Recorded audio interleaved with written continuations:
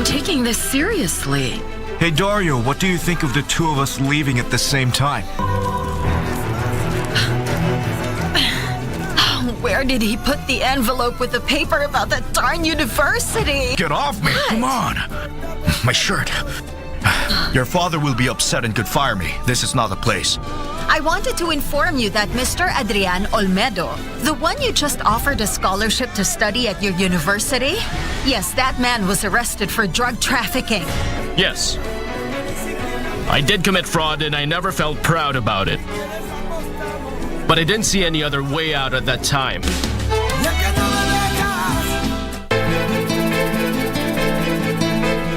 Huu upuuzi unaoendelea nao na mke wangu ukome. Tena ukome kabisa au utakuja kuzama. Mimi ni mvuvi bwana. Zari, haya ndo mambo mimi nilikuwa sitaki. Wakati wote nitakuja kumwona mwanangu, nitakuja bila pingamizi. Pili, mimi hapa sitoki. Wewe na ule mzee Kongo mlijuana wapi? Zari, unafaa uelewe kuwa huyu mtoto ni wa Kate. Hata ukienda wapi bado atakufuata. Alikuja hapa yeye mwenyewe. Sio nyinyi mliomleta.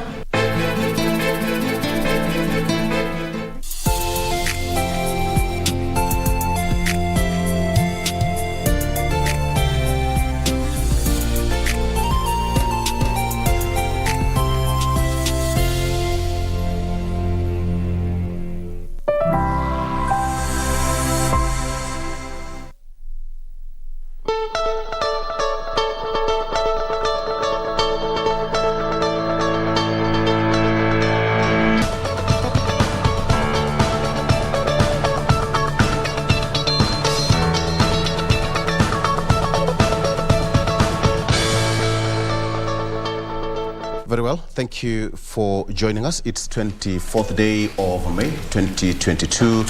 It's a Tuesday and we are glad that once again you are up and early to join us on Good Morning Kenya. This is KBC Channel 1. Which part of the country or even across our borders are you watching us from? We are streaming live on our various social media platforms. You can go there and find us. You can also watch us even as you travel to work, you know, at your workstation already or just on your mobile. Here we go, and we have got a lot lined up for you on this particular day. A lot is happening politically speaking, so we'll be discussing that in details later on in the next 1 hour. But before then, I'm not alone, always with the beautiful and energetic team every single morning. Today is Gigi, 2 men, 2 ladies. Gigi. Only Gigi. Only Gigi, my friend. It's always a pleasure, actually. Yes. Yes. Let me start with Jen next to me here. Jen, good morning. Good morning. I hope you had a fantastic... It's getting colder day by day. Have you noticed that? Yeah. Mimi na baridi. Hivi. Hatutawahi patana. Allah. But it is getting cold. Yeah. The evenings are much colder and the mornings. But nonetheless, we have to be here to make sure that you start your morning the right way, as we always do here on Good Morning Kenya. A warm welcome once again to the program. We are glad you are with us this morning. My name is Jane Wambui on this 24th day of May 2022. We hope you're going to stick with us through and through. And just as Victor said, we'd love to know where you are watching us from this morning. So feel free to use the hashtag Good Morning Kenya on Twitter. Doreen. And today is actually the official open day for the Green Park bus terminus. So for those plying Ngong Road, those complaints that a good number of you Kenyans had, particularly when it comes to walking from the terminus up to the CBD, well, today you get to experience that and so much more. Has been quite a lot of complaints from Kenyans and also the Matatu Association saying that the NMS has not really heed to their plea. Remember that last year there were 3 test drive runs to see how it's going to just work if at all they choose to officially open the Green Park bus terminus, and that is actually taking place today. And on Friday, routes of Lang'at Road will also be using that particular terminus. So they're just actually doing it in phases to continue seeing how all this will work together. So that is one of those things that we'll be keeping tabs on, to just see again the reactions of Kenyans and to see how this is actually going to work even after the different test drives that were done. In addition to that, also being a Health Tuesday as we gear up for the World Tobacco Day on 31st of May. That is a conversation we shall be having this morning. joining on our conversations. Many thanks for making time. I'm Doreen Arange Okelo Troy. Always a pleasure. My name is Ben Troinjue, and of course from the news desk, all the latest when you talk about politics, when you talk about nation building, sports and also business. I'll be coming back with all the latest. My name is Ben Troinjue, and holding brief for Regina Manyara. Always a pleasure.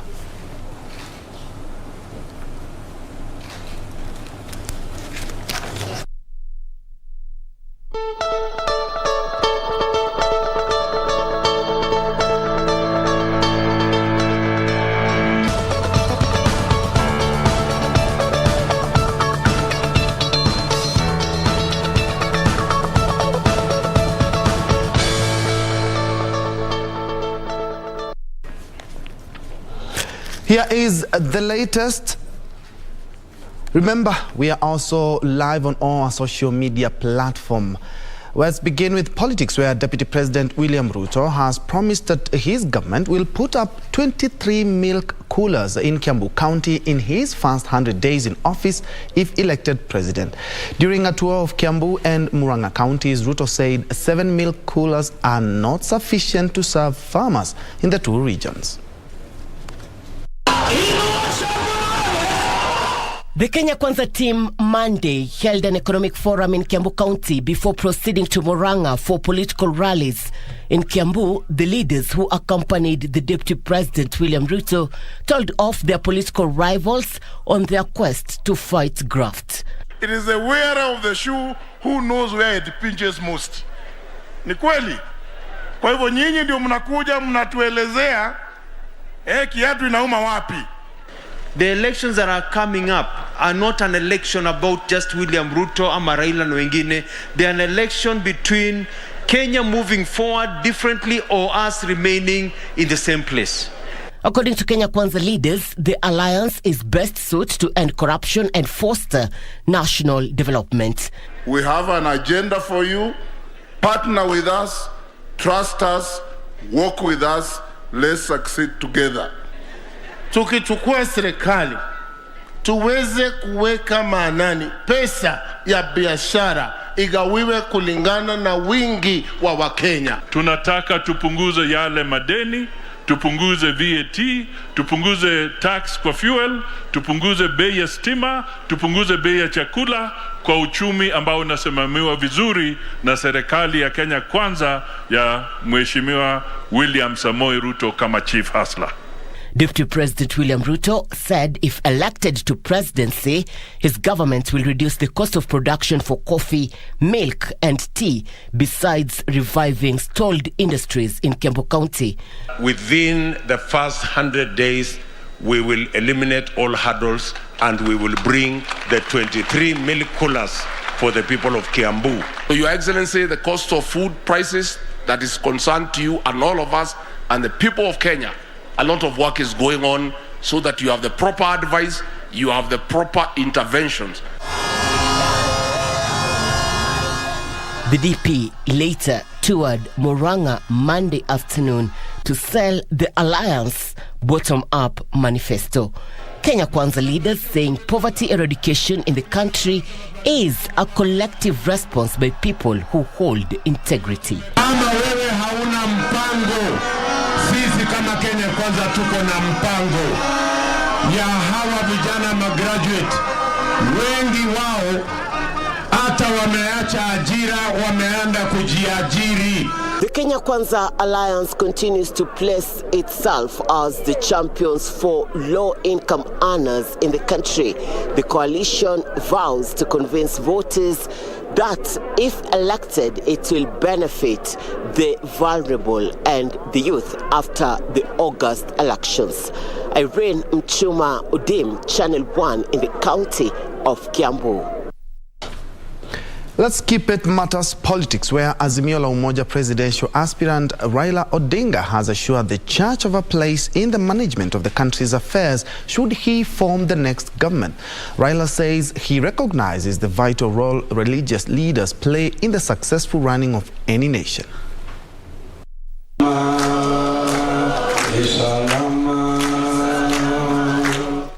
Azimio la Umoja presidential hopeful Raila Odinga indigenous churches in Kiambu, accompanied by his running mate Martha Karua. Raila rallying the church leaders for their support for his presidential bid, pledging to give them a place in the management of the country's affairs should he be elected. We want to work together with the church so that our people can be able to realize their potentials. And we have said that we want to deal with three major enemies of our people: ignorance, poverty, and disease.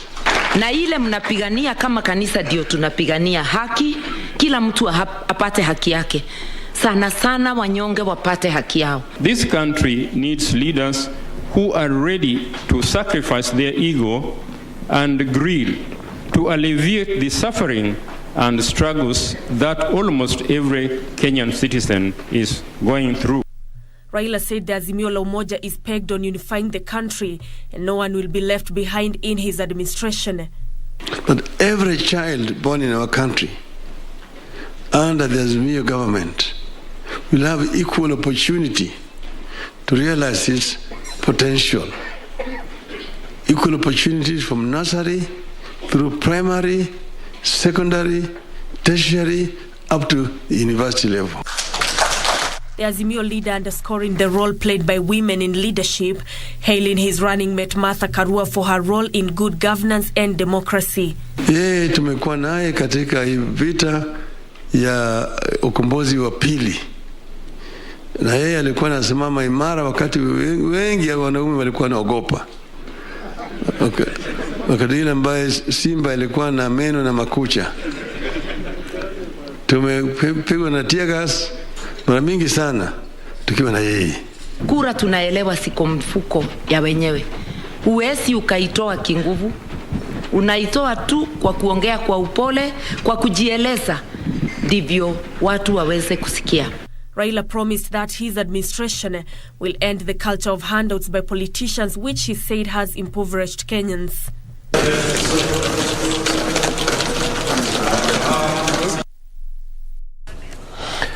Now, a section of Wiper leaders want Kalonzo Musyoka to rethink his position and rejoin Azimio la Umoja. The leaders who met in Machakos say the party is ready to give structured dialogue a chance before arriving at a decision on the way forward. They have, however, maintained that should the offer made to Kalonzo by Raila Odinga turn out to be insignificant, they will support a Kalonzo Musyoka presidency. Pressure is mounting on Wiper leader Kalonzo Musyoka to rejoin Azimio la Umoja and accept the chief minister slot promised by Azimio la Umoja presidential flag bearer Raila Odinga. A section of leaders under Wiper led by party organizing secretary Robert Mbui, while speaking in Machakos County, said they would only rejoin Azimio under structured dialogue. Because we had already agreed to work under the Azimio One Kenya Alliance, that maybe it is time that we exhaust all the options that were available under the Azimio One Kenya Alliance, because there is a dispute resolution mechanism under that alliance. So we are asking our party leader that we do reconsider the possibility of having further discussions on this coalition arrangement. Mbui is saying that the party jumped ship as it was not satisfied with the manner in which Azimio picked its running mate. Later on, we believed that our party leader was going to be the deputy president. When that did not happen, as a party, and I want to make this clear, as a party, we positioned our party leader as a candidate for the elections so that we cannot be taken for a ride. Right now, the offers that we are hearing are actually in the media. That I don't know how many kilometers of road, I don't know what percentage of government. All that we are reading in the media, we don't know. Our party leader has not received any document indicating what is the offer under One Kenya and Azimio arrangement. The leaders, however, stated that should the offer tabled before them by the coalition party turn out to be dismal, they are willing to support Kalonzo in his quest to be president. At the same time, we also do realize that there were some offers that may not have been given to us in good time. And so they were mentioned on the day that our party leader was also unveiling his candidate because we had disagreed on the way forward. And now still on matters touching on polls, the government has urged business firms and the private sector to resist blackmail and extortion disguised as protection money by rogue politicians. Interior CS Dr. Fred Matiang'i says intelligence agencies are aware that politicians are extorting donations from prominent businesses in exchange of alleged protection in the next government. Matiang'i has assured business owners of their security and of that of their businesses before and after the elections. Credit growth and liquidity. Interior CS Dr. Fred Matiang'i has called on politicians to be ambassadors of peace and keep the country above their political interests. We have no evidence at all that we are going to have any problem of any kind. We ask our brothers and sisters who are on the campaign trail, who are seeking leadership, to remember their citizenship responsibility and duty. This is our only home on earth. Let us not incite anyone, and let's be here. Kenya is here today. We have only been given a responsibility to run the affairs of the country now. Matiang'i says law enforcement officers are ready to help IEBC conduct peaceful general election.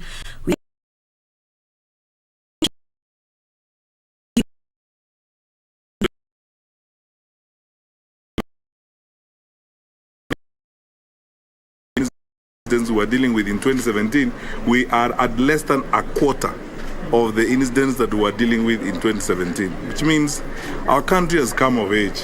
Matiang'i urged the business community to continue making plans and expanding their businesses and shun corrupt political merchant.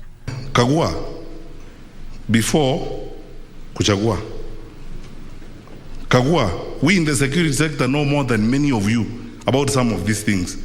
And some of these people loitering around here saying things about the security sector, they actually know nothing because they don't pay attention. They have not been there. They don't bother. Actually, what I can tell you as a Kenyan public servant is that the country is fatigued. We have been campaigning for 4 years. And you in the private sector know this more than me. It must not be a matter of life and death as we are seeing from some of the political actors. You can ask for votes without hurling insults. You can ask for votes without threats. At the same time, the CS said the forced election campaign donations are illegal and are being used to subvert the electoral process by providing the money to bribe voters and hire crowds. Where would you get money? Ask this Muzei who has been in business forever. Where would you get money to be giving people moving around the restaurant? One estate here in Nairobi, a candidate is moving around restaurants, giving people 500 shillings each. That is not your money. You know where the money is coming from. So unless we are very serious about this thing, we are going to get these characters into parliament. So, and you want them to amend your tax laws. You think they will? You must start misusing our young people, paying them, giving them drugs so that they can heckle your opponents or they can shout your name when you stand to speak. That's not maturity. And as a sector, we'll continue talking to the politicians so that we can have hygiene in that political space. Moving on, 11 out of 55 president hopefuls have been kicked out after they failed to name their running mates by the 16th of May.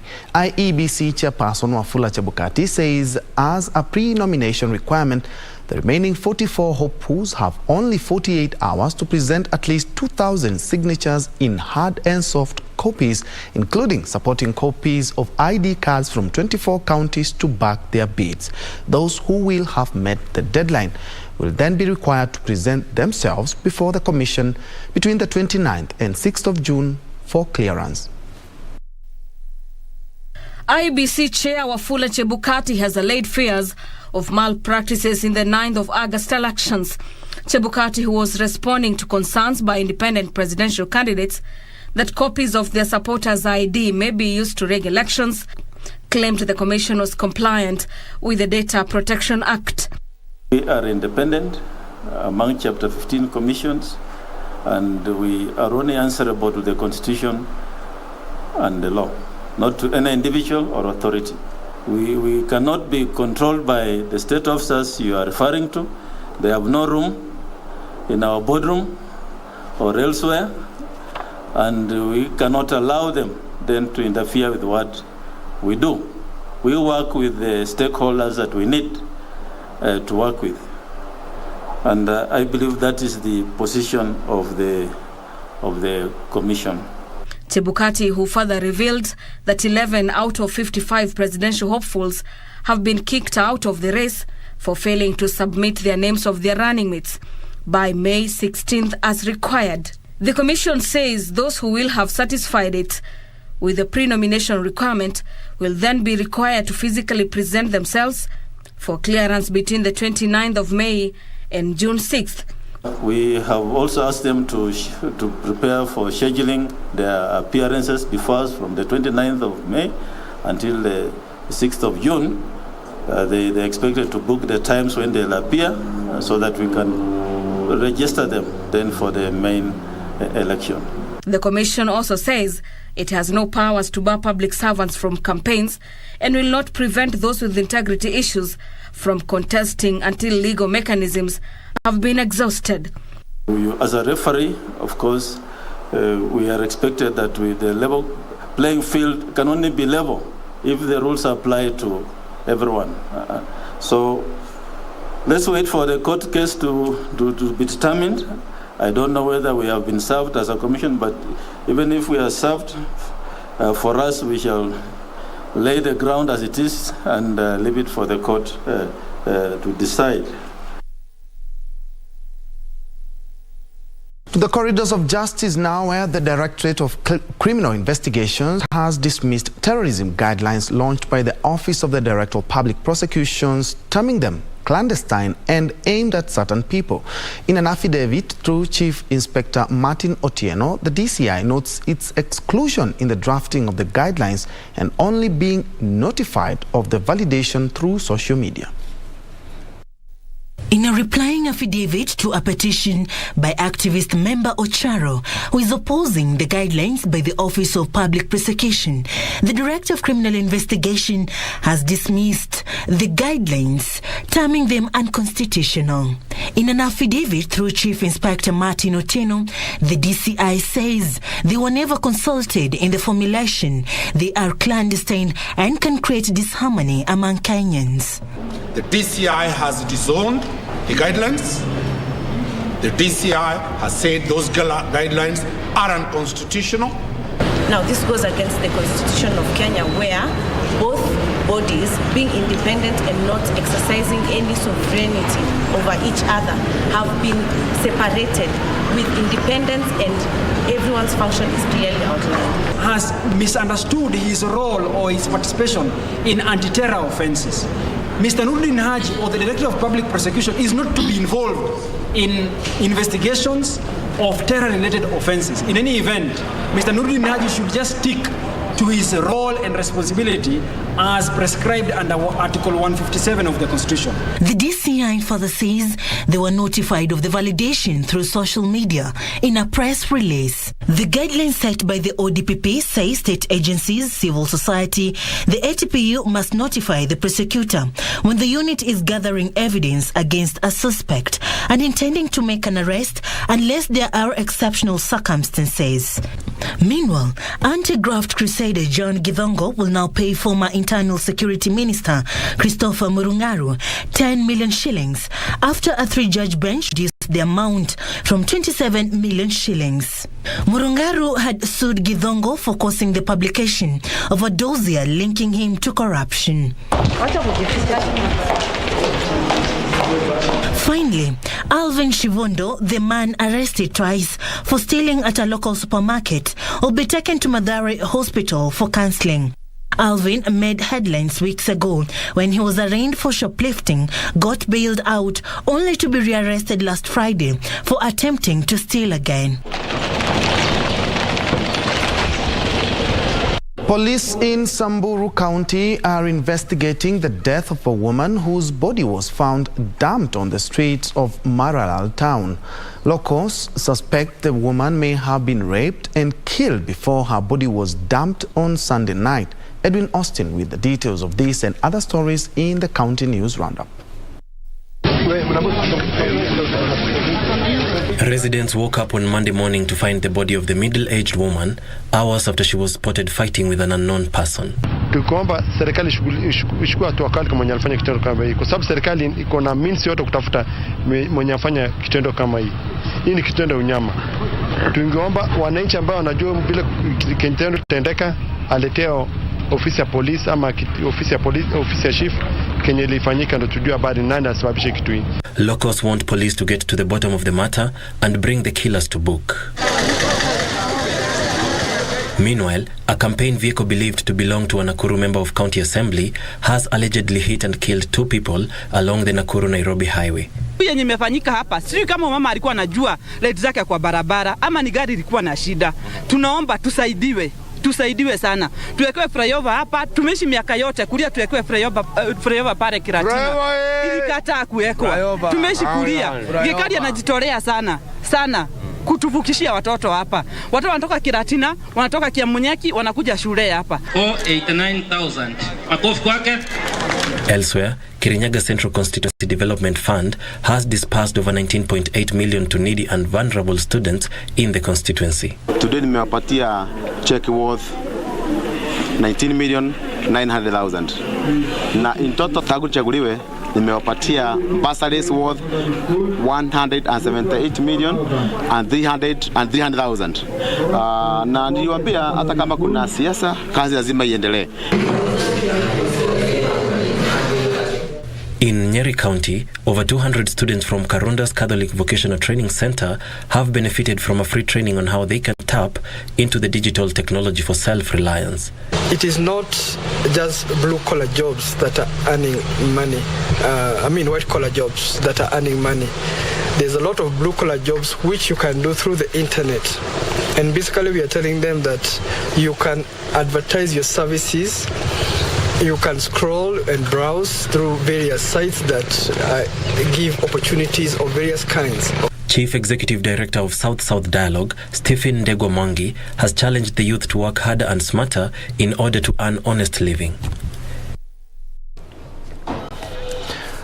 Very well, at about 7 a.m. East African time, we are due for a fast break. When we come back, I will take you through some more business stories and then we will wrap it up with the sports news. Keep it KBC.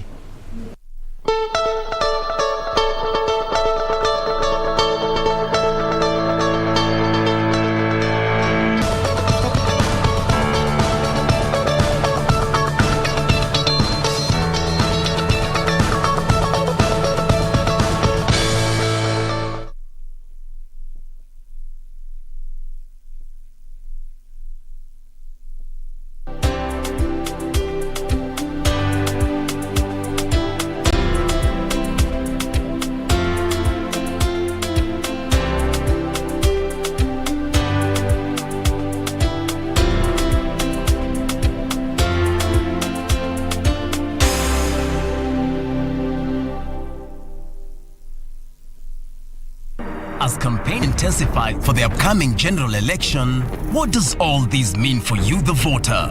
What do the candidates have to offer?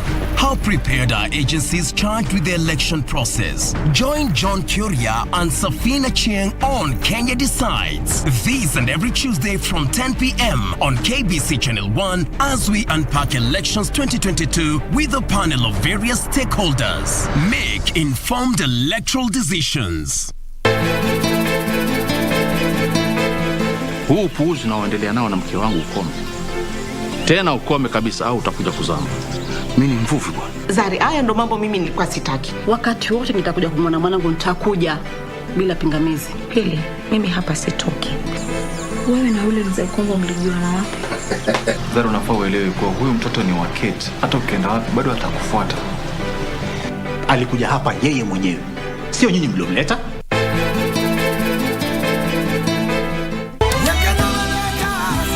I'm taking this seriously. Hey Dario, what do you think of the two of us leaving at the same time? Where did he put the envelope with the paper about that darn university? Get off me! What? Come on! My shirt. Your father will be upset and could fire me. This is not the place. I wanted to inform you that Mr. Adrian Olmedo, the one you just offered a scholarship to study at your university, yes, that man was arrested for drug trafficking. Yes. I did commit fraud and I never felt proud about it. But I didn't see any other way out at that time.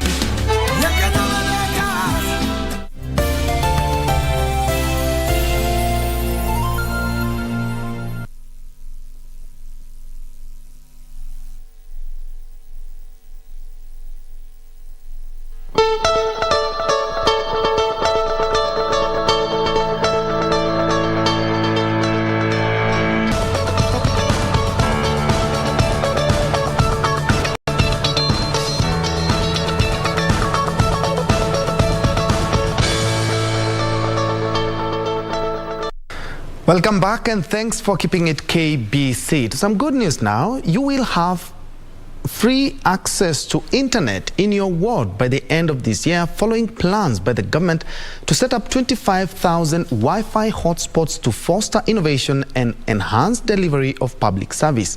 Government spokesperson, retired Colonel Cyrus Oguna, says the country already has a 90% internet connectivity rate and plans to provide 100,000 kilometers of fiber optic network within the next 10 years. However, infrastructure vandalism remains a live challenge. The government has so far automated 300 public services, enabling Kenyans to access vital documents without physically visiting public offices. Government spokesperson retired Colonel Cyrus Oguna says the government is deploying the necessary infrastructure to enable Kenyans easily access free internet in even the most remote areas by setting up internet hotspots in public areas such as government offices, public schools and huduma centers. The government is very, very concerned about internet penetration, not only to provide a platform for innovation, but also to make this country be an attractive investment destination. ICT Authority Acting CEO Paul Rono says 200 public schools have been connected with the internet, with a target of connecting all public schools that will serve as hotspot centers within the next 3 years. He, however, says the high cases of vandalism is setting the efforts back. If we have in every center, every business space, every public space, we have accessible internet services through the normal Wi-Fi, then everybody will sort of get engaged, and every village will be able to access this free infrastructure and then be able to do the necessary business with it. There's a lot of infrastructure in place both for private and public sector. So as a result of that, I plead to Kenyans, let us take care of this infrastructure. The ICT Authority plans to increase community innovation hubs to 1,450 that would create jobs to over 10,000 youth, as well as train 100,000 software engineers to take advantage of the lucrative software and application development market. Our immediate target is to target areas with public-facing services that are offered to Mwananchi, so that there's an immediate value derived from the giving this free Wi-Fi. A promise of internet connectivity to Kenyans in even the most remote of places to ensure that the youth can take advantage of the digital market. In other news, Kenya and Uganda have rolled out a program aimed at addressing bottlenecks weighing on cross-border travel. Kenya is banking on her popularity among Ugandan visitors to market and boost her standing as an ideal tourist destination. Uganda is Kenya's second top tourist source market after the United States of America.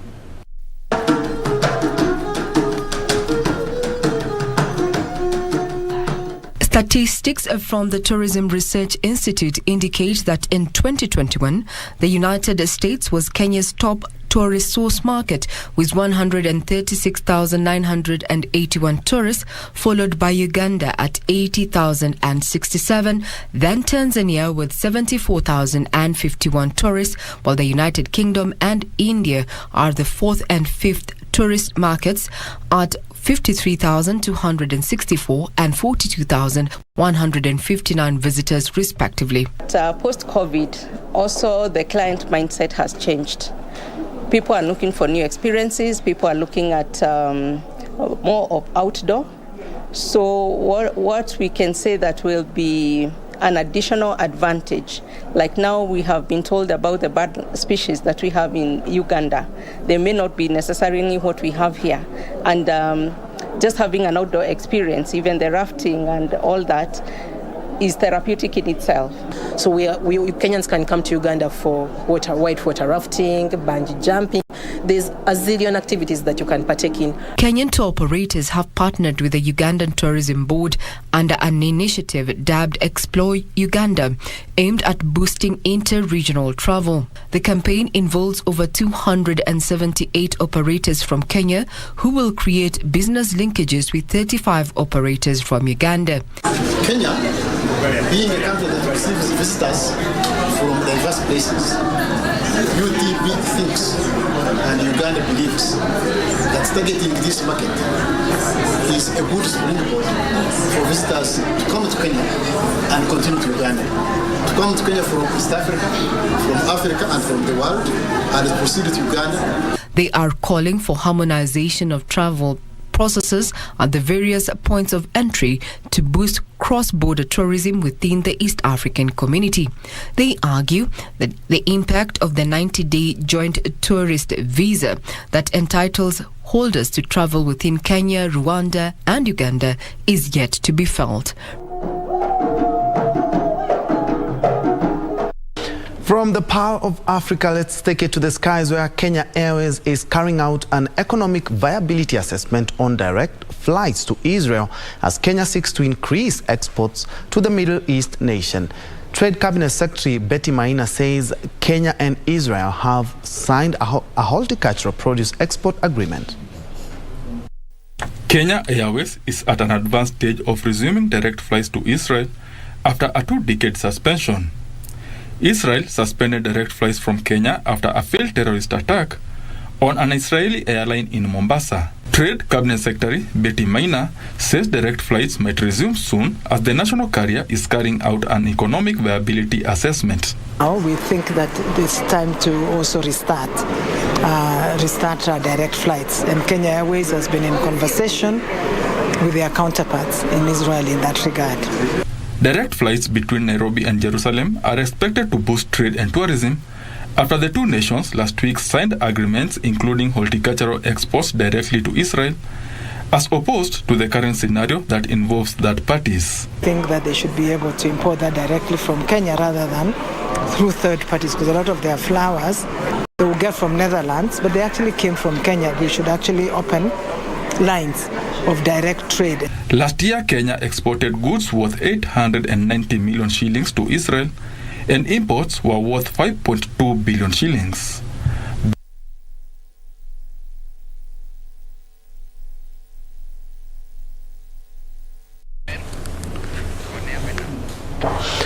And that's how we wrap it up here at Good Morning Kenya. Thank you so much for keeping me company. Don't go away. We'll be right back.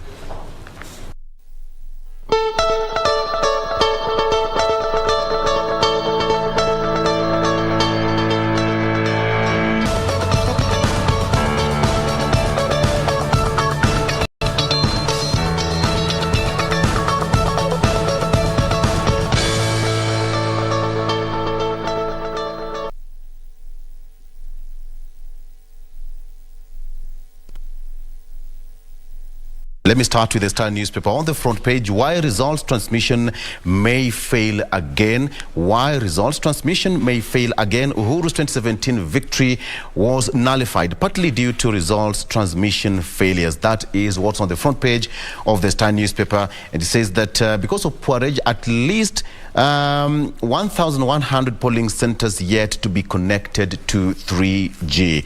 That is what's on the front page of the Star newspaper. Actually, this comes at a time when IEBC held their first meeting at Bomas of Kenya, where all the presidential aspirants presented their documents for verification at the Bomas of Kenya. That function still continues today.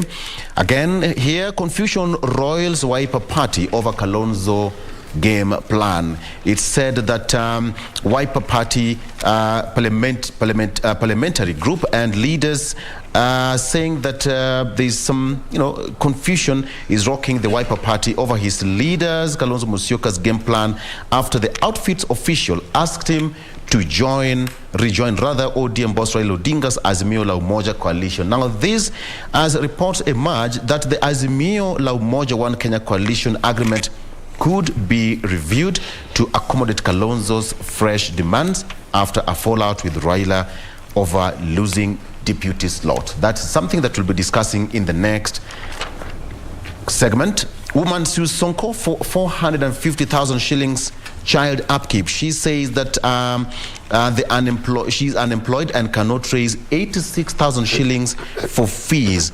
The woman is seeking at least 450,000 from the politician. She also wants Sonko compelled to contribute 50,000 shillings for food and shopping, 45,000 shillings for rent, 30,000 shillings for security, and 20,000 shillings for clothing. The woman also wants 20,000 shillings for house help, 86,000 shillings for school-related expenses, 20,000 shillings for medical cover, 4,000 shillings minus salon expenses, 5,000 shillings for DSTV, 50,000 shillings for minus school debit card, and 5,000 shillings for gas, among others. Okay.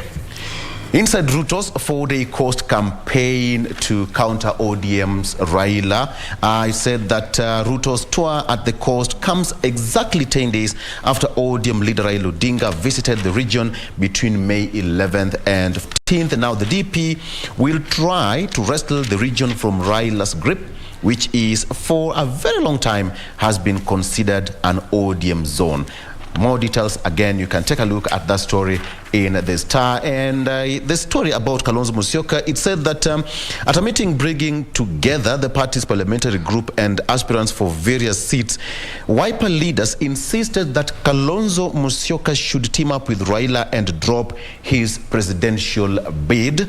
Kalonzo had on May 9th declared that he had parted ways with Raila and launched his parallel presidential bid on the Wiper ticket. We had Wakili Stephen Katisia, who said that yes, that Wiper leader Kalonzo Musyoka will still go it alone on Wiper party. Is it going to happen? The parliamentary group voted 45 to 50 to 5 out of 50. So how is it going to pan out? He said that Kalonzo is out of the country, so decision making will all be his. Jen. Let me now bring you to the Daily Nation. That story concerning the woman who sued Sonko for child support has also been featured here. Same figures have been mentioned here, demanding 448,000, rounded off to 450, to cater for rent, food, security, clothing, domestic help, entertainment, medical insurance, education, transport, and utilities. She goes on to say that Sonko abandoned his responsibility, and they are both the biological parents to this girl, who is 15 years old. She told the court that she met Sonko in 1999. They began a relationship which eventually led to the birth of this young girl on the 17th of April 2007. So you can get to read more about that. Other stories that have been featured here: Wiper resolves to drag Kalonzo back to Azimio. 45 out of 50 aspirants under the Wiper banner voted for Kalonzo Musyoka to rejoin the coalition. Here they go on to say that he did share his thoughts through a phone call, given he's currently outside the country. But the meeting was convened yesterday, and Wiper Party aspirants voted by a huge margin for Kalonzo Musyoka to rejoin the party, and they thought the meeting would last the whole day. But according to what Wiper Vice Chairman and Makueni Senator Mutula Kilonzo Jr. had to say, the meeting began at some minutes past 9 a.m. and by the time they were breaking for their tea break, some minutes to 11, they had already made up the decision to have the party leader rejoin the coalition. Coming to the main read here, Raila unveils campaign dream team.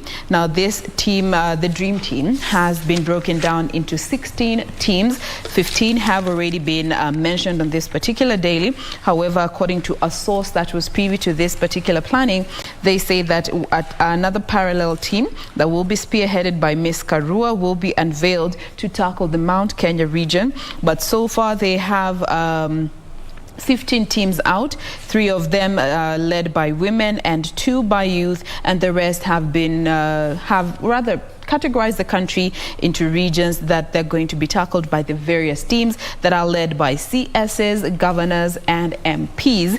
And of course, the presidential team is led by presidential aspirant Raila Odinga and his deputy Martha Karua. Away from that, there's an interesting story here concerning fraud that has been on a upward trajectory when it comes to using phone numbers. And this is a story that has been featured, or rather has found its way on this particular daily a number of times, and now this time it involves a senior police boss in Nairobi. He's actually, let me get his title. Mr. Peter Mwanzo, in charge of the Kasarani Police Division. He was defrauded 597,100 Kenya shillings just through his phone. All right. You see the way you get random calls from a number that you do not know, so you keep hanging up, and especially if you're in a space where you can't answer. That was the situation for this gentleman, getting these incessant calls till he put his phone on flight mode. And upon doing so, he gave the fraudsters all the time and opportunity they needed to swap his SIM card, register it again under different details, and they were able to clean him out. His bank account that was linked to this number at Equity was cleared of 597,000. His M-Pesa also acquired so many debts, and also Airtel money. So this is a situation that it's a case that is in the courts. It's going to be heard on the 29th of June. So be careful with whom you share your phone number with. Doreen. All right, so Form 1's yet to report as learners take midterm break. This is what the PD is holding for you this Tuesday morning. Remember that the midterm break is actually set to begin by Thursday, Friday there around this week, and the ministry is still complaining of the fact that the 100% transition they had hoped for the Form 1 is still an issue they are grappling with. So this article highlights part of what they intend to do, even as learners are in midterm, and even when they will be going back to school after this midterm break. And obviously, again, the story on Kalonzo Musyoka returning to Azimio fold. This is as Wiper team cautions the Wiper leader. He had obviously moved to run at it alone, but now the Wiper party, the team members, they are now seeking that he returns back to the fold. Part of the reasons they had cited as what made him to disintegrate from their coalition is the fact that they were not privy to some of this information that was being announced by the Azimio presidential candidate when he was unveiling his running mate. But even as these members, what they're saying is that this could really be the only option, and perhaps a good option for Kalonzo Musyoka, just taking that position that was given to him by the Azimio presidential candidate. Remember that also he is not on record refusing that position in any way.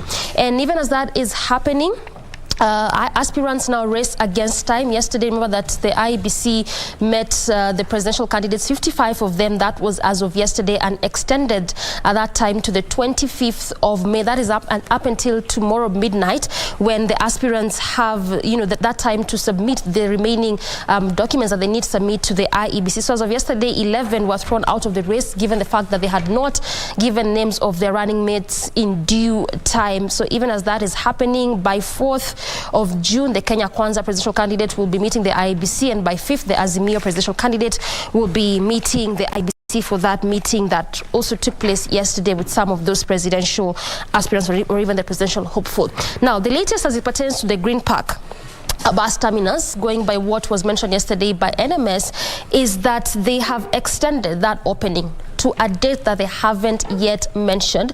And this is obviously going by the complaints that Kenyans had, and obviously residents of that ply, specifically Langata as well as Ngong Road, and also from the Matatu Association chair, who had said that they had not set a specific place whereby Matatus would be waiting after they drop off and pick passengers. So because of that, NMS has extended the opening of this green bus terminus to a later date. And lastly, more youth getting hooked to smoking. This is what tobacco agencies is now warning, and this is again in for marking of the World Tobacco Day, which is set for the May 31st, that is next week, Tuesday. This is also a conversation we'll be having this Tuesday morning. Troy. Indeed. And the Standard, the headline says Kalonzo Camp 6 super deal in Azimio. It's something that we have had highlighted earlier on in our news, where aspirants vote to have Wiper leader back into the Azimio camp, subject to fresh dialogue. And they're spelling out their stake in the coalition days after the leader of Wiper pulled out of the Azimio One Kenya alliance and talked about going solo. Still on the front page, stringent IEBC rules and run for Joker presidential hopefuls. We had 40 independent aspirants, 14 political party-sponsored presidential aspirants. We had 1 coalition presidential aspirant, a total of 55. They are now down to 44, but they are also subject to another scrutiny by the 6th. They should have submitted all the documents that are required. It's also something that we had highlighted in our news as well. Heading inside the newspaper, we see suspect in Mugota killing surrenders to DCI, something that has really brought a lot of discussion in social media, asking whether this is the same guy who was caught on tape shooting to death a businessman in Mirema here in the county of Nairobi. Something that also has come up when to talk about matters poll is the violence. And looking at Homa Bay, we had some pockets of violence where Kidero and Wanga point fingers at each other of violence in Karachuonyo, and Interior Cabinet Secretary Dr. Fred Matiang'i is saying they will not tolerate anyone who will be going to the elections to fuel chaos. And also, elections will not affect economy, but the good CSD talk about assures private sectors that the business will not be affected. They will be safe before, during, and after the general polls. Investors not told not to flee, because each and every political cycle we always have a polarized economy. Of course, inside there is more on politics, why most independent aspirants for top seat are likely to drop out. Talking about 2,000 signatures and ID copies from 24 counties proved a tall order. Moving on, there's disquiet as Ruto rallies support for UDA tickets. They're talking about the 6 Ps from the MCA to the president. They want UDA, but incidentally that is not going down well with some of their coalition partners. Remember, they have around 14 coalition parties there, and they want to also be fielding their own candidates. Still on politics, Mount Kenya will be safe in my hands, vows Karua. That is the Karua and ODM leader Raila Odinga did talk about how they will fortify and galvanize the mountain, and also say dangling a political carrot to members of the clergy, saying that they will have a say, and a big one, in their government. Well, petitioner wants Keroche boss out of Senate race over tax cases. Petitioner says that since the 2006 Keroche industry led by Nakuru UDA Senate candidate Tabitha Karanja has been evading, or has had numerous cases of crime related to tax evasion. They say Mrs. Karanja is not suitable to hold office, but that is yet to be cleared by IEBC. But IEBC yesterday, Wafula Chebukati saying we have a very lax political laws in the country. And perhaps before I wind up, we look at the region. Museveni's first son Muhonzi, clear signs of a succession plan. Remember, Kenya and Uganda, Uganda is our biggest trading partner, and the second when it comes to matters tourism. him. So we are going to see how Museveni's son wants to, for lack of a better word, metamorphose, because he was a military officer. And according to the constitution of Uganda, you cannot hold any political seat if you are in the military. Well, that is all we had, but of course you can take the paper and peruse over. There's still business and also sport. Thank you so much for that session. We're having a short, quick break, but we'll be right back with a very candid interview that you do not want to miss.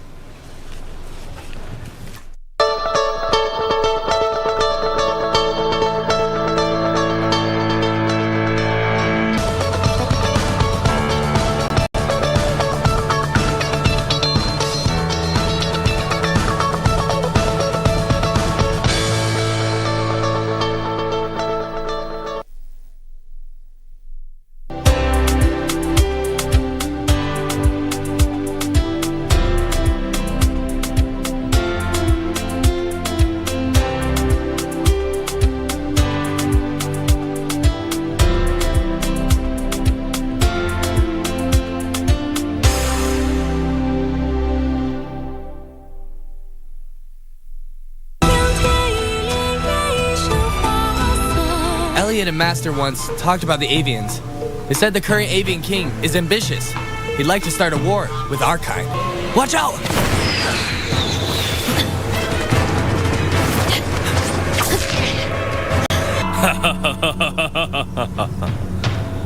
Good job.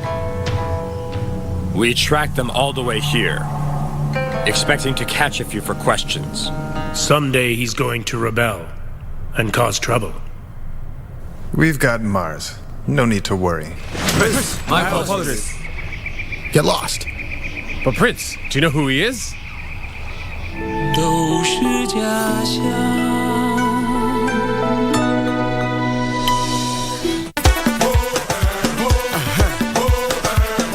Tarehe 28 Mei, barabara zote zinaelekea Harris Tavern, Nairobi. Manake kutakuwa na kongamano kubwa sana la rumba siku hiyo. Kikosi kizima cha Bridge Over Congo kimeandaa tamasha kali sana kwa nyinyi wapenzi wa muziki wa rumba. Oh yes, there will be lots of fun. Talk of nyama choma, lots of drinks, lots of giveaways from KBC, and not forgetting to mention rumba music with DJ Walter. Oh, and did I mention that there'll be free t-shirts for the first 100 people. Nitakuwa siku hiyo. Tafuta sheri. Kama una sheri, omba sheri. Nitakuwa your host Simeon Mfumo with my running mate Winnie Mauritius there. Yay!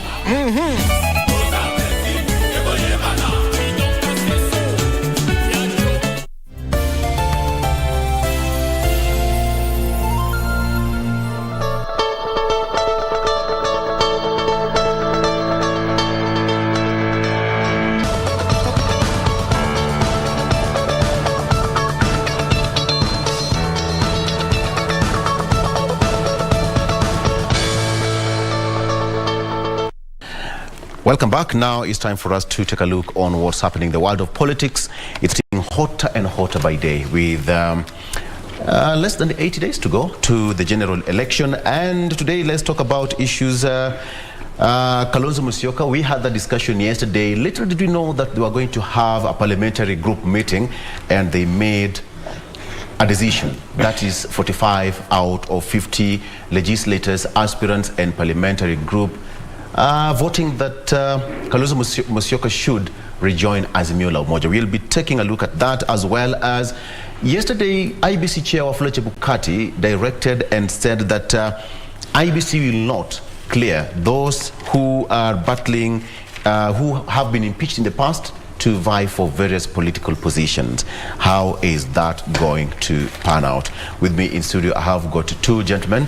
All of them are advocates of the High Court, starting with Wakili Warungu Mwangi. Wakili, good morning. Good morning. As well as Stephen Mokaka, who is also advocate of the High Court and parliamentary aspirant Mugirango West in Kisii County.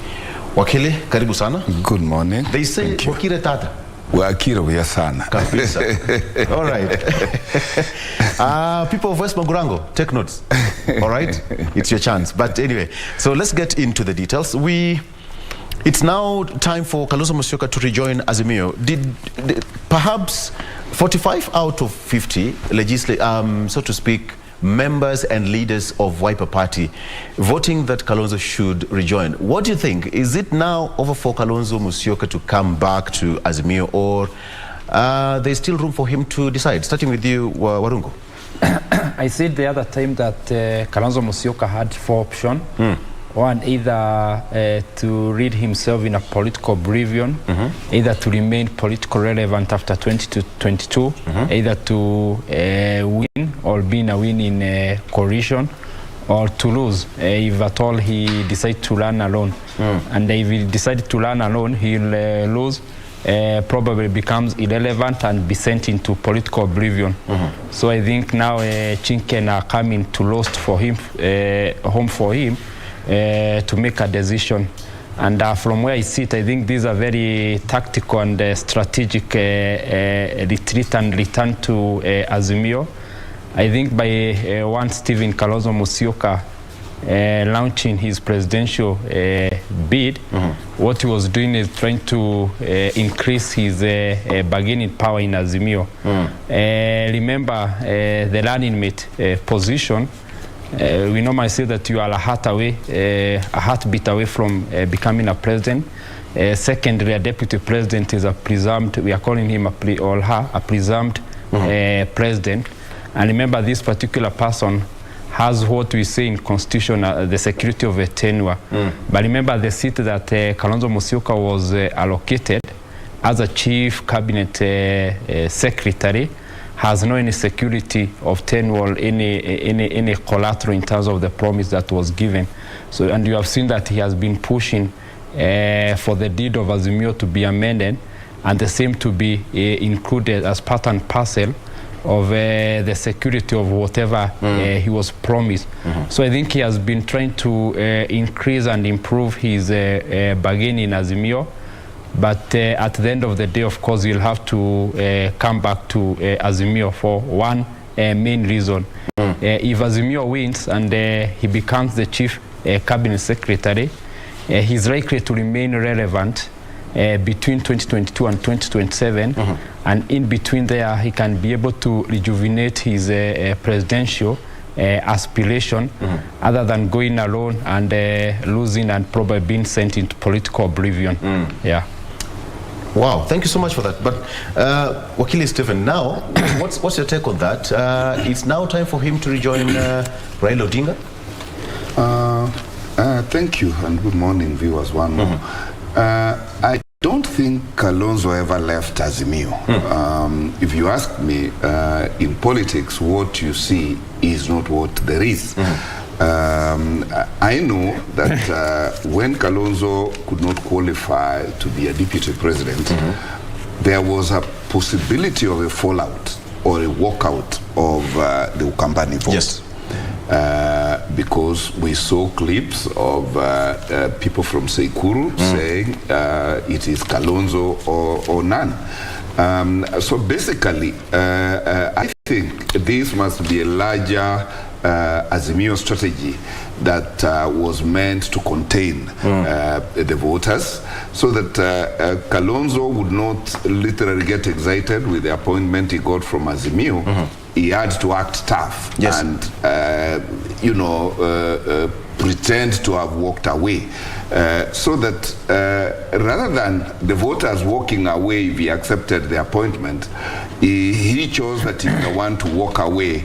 And indeed, you can see the strategy has worked, because it is now the voters bringing him back, so that it will not look like Kalonzo will be in Azimio without the voters.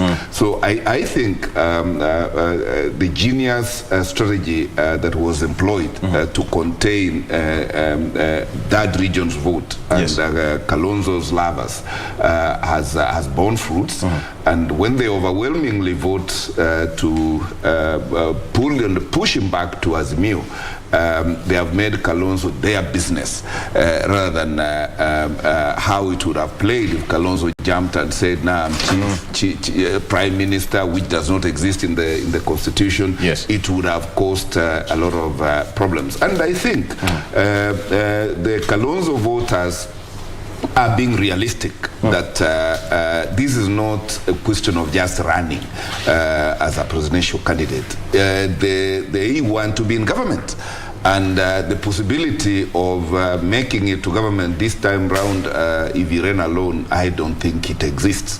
And therefore, their push that they want to be part of the next government, I think is brilliant, is very well informed, very well calculated. And I think Honorable Kalonzo Musyoka should heed the call of the voters, because as politicians we say, "Oh, people have told me, people have told me to contest now." Yes, now the people have told Kalonzo it is back to Azimio, or the end of your life in politics. Warungu, you know, when they say that, let me quote what Robert Mbui said here, one of the MPs, said that today we are sitting without him so that we make it clear that a party, we have structures and we can speak on behalf of the party just as the party leaders does. It sounds like a decision has been made and Stephen Kalonzo Musyoka has no choice. And remember, it's good to clarify that legally Kalonzo Musyoka is still in Azimio. Right. Because you remember the way the Azimio deed of agreement was crafted, you can't leave the Azimio 6 months prior to the election and 3 months after the election. So the earliest that Kalonzo Musyoka should leave Azimio or any other party, constituent party, is in November. But you must understand that largely politics is about perception. So whatever the perception that Kalonzo has created on 16 there is that Azimio, people are living Azimio, and probably it could have added some political mileage to Deputy President, though Kalonzo Musyoka did not join Kenya Kwanza. Yes. Secondly, you know that Kalonzo does not want to be seen to have a desperate return to Azimio. And that is the most important things. Remember, Kalonzo Musyoka, living Azimio, perceptionally, had the biggest contribution of his hardliners and diehard. For one major particular purpose, that they wanted, if Kalonzo Musyoka could vie as a president, he could create that presidential euphoria in the Lower Eastern, and that presidential euphoria in the Lower Eastern, most of the politicians would ride on it and probably be able to recapture their seat. Yes. It's good to understand that it's only very few politicians in Kenya who have created their personal wave or personal euphoria. What they do is that they ride on the three leading politicians in Kenya, may it be Raila Odinga, Kalonzo Musyoka, William Ruto, and probably Musalia Mudavadi, for them to capture their seats. You know, Mogaka, you know what happens is that at this particular point, when you have 45 parliamentary group and aspirants out of 50, that's a big number. And we still have the two governors now backing him. We have got Charity Ngilu, who is in Azimio, as well as Professor Kivuta Kibwana. We only have Governor of Machakos, who is on the other side of Kenya Kwanza. But then, with this particular number, does Kalonzo still have any room left for him to turn around, or is in a straitjacket? No, he's cornered. If indeed he meant that he wanted to walk away and run on his own, then obviously his goose is cooked.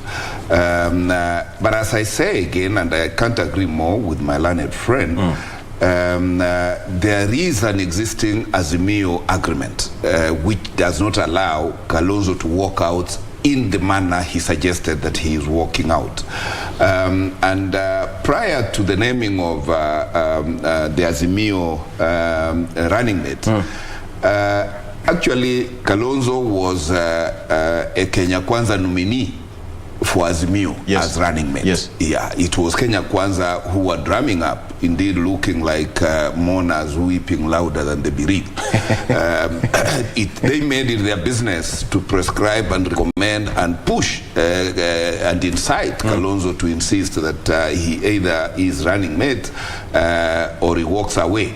Basically because their strategy was that if they have Kalonzo as a mere running mate, then they have a field day in the mountain. Right. Yeah, and the strategists in Azimio knew that really they were being set up. They were being set up, and they took their break and made their correct decision.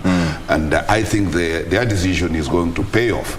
And I know in the heart of hearts of Honorable Kalonzo, he knows that, you know, he lost the running mate position to a better candidate. And because Azimio has really to form the next government, Kalonzo cannot afford to be out of that government. If he dares, then his people will not want to be out of government. And you really need to understand that from the time Azimio unveiled their, or even before they unveiled their running mate candidate, Wiper candidates were busy promoting Baba as their presidential candidate. Right. They have printed materials saying they are in Azimio with Baba as their presidential candidate. Of course, they are running under Wiper in their various tickets. So to force these candidates or aspirants to unwind and now say, oh no, it is not Baba we are carrying as our presidential candidate, is Kalonzo, it is a disaster. In fact, some of them said yesterday that it was going to be so expensive for them. It is a disaster. The posters, we have got the banners, the billboards, have the writing of R that they're supporting Raila Odinga. Precisely. So now that Honorable Kalonzo Musyoka is now bolting out to run as a president, how are they going to make it? It's going to be expensive for them. Yeah, it couldn't fly. And therefore, I can't agree more with them when they emphatically told Honorable Kalonzo that they are in Azimio. If he walks away, he's on his own. And really that is what it's going to be. But I think as soon as Honorable Kalonzo comes back, obviously the small adjustments of the agreement that he wants to entrench the appointment in the agreement, that's an easy thing to do, which as a lawyer I can tell you amounts to nothing, because that position does not exist in the Constitution, and therefore the insistence that put it in writing really is no value addition, or does not give him any more protection for that. And again, his team, the Wiper team, is suffering a lot of damage on the ground when their candidate is painted as a candidate who does not have a msimamo, and it is eroding whatever gains and traction the Wiper candidates may have got in their various positions they were running for. So it does help that Honorable Kalonzo saves face for the party and for his candidates, so that people get back to campaigns and bring an end to the theatres. Right. Wakili Warungu, you know what happens in this particular situation? Stephen Kalonzo Musyoka, the Honorable, is out of the country, and the leaders sat and made a decision in his absentia. What does that show? That leaders can still sit and make a decision and tell you know what, this is the way to go. If not, for us, this is the direction we are taking. So if you want to run, you can imagine now he still wants to run for president. He'll be a president without foot soldiers. Remember, we normally say, and on several accounts in this show, I have mentioned that politics is about three issues. One, strategy, numbers and resources.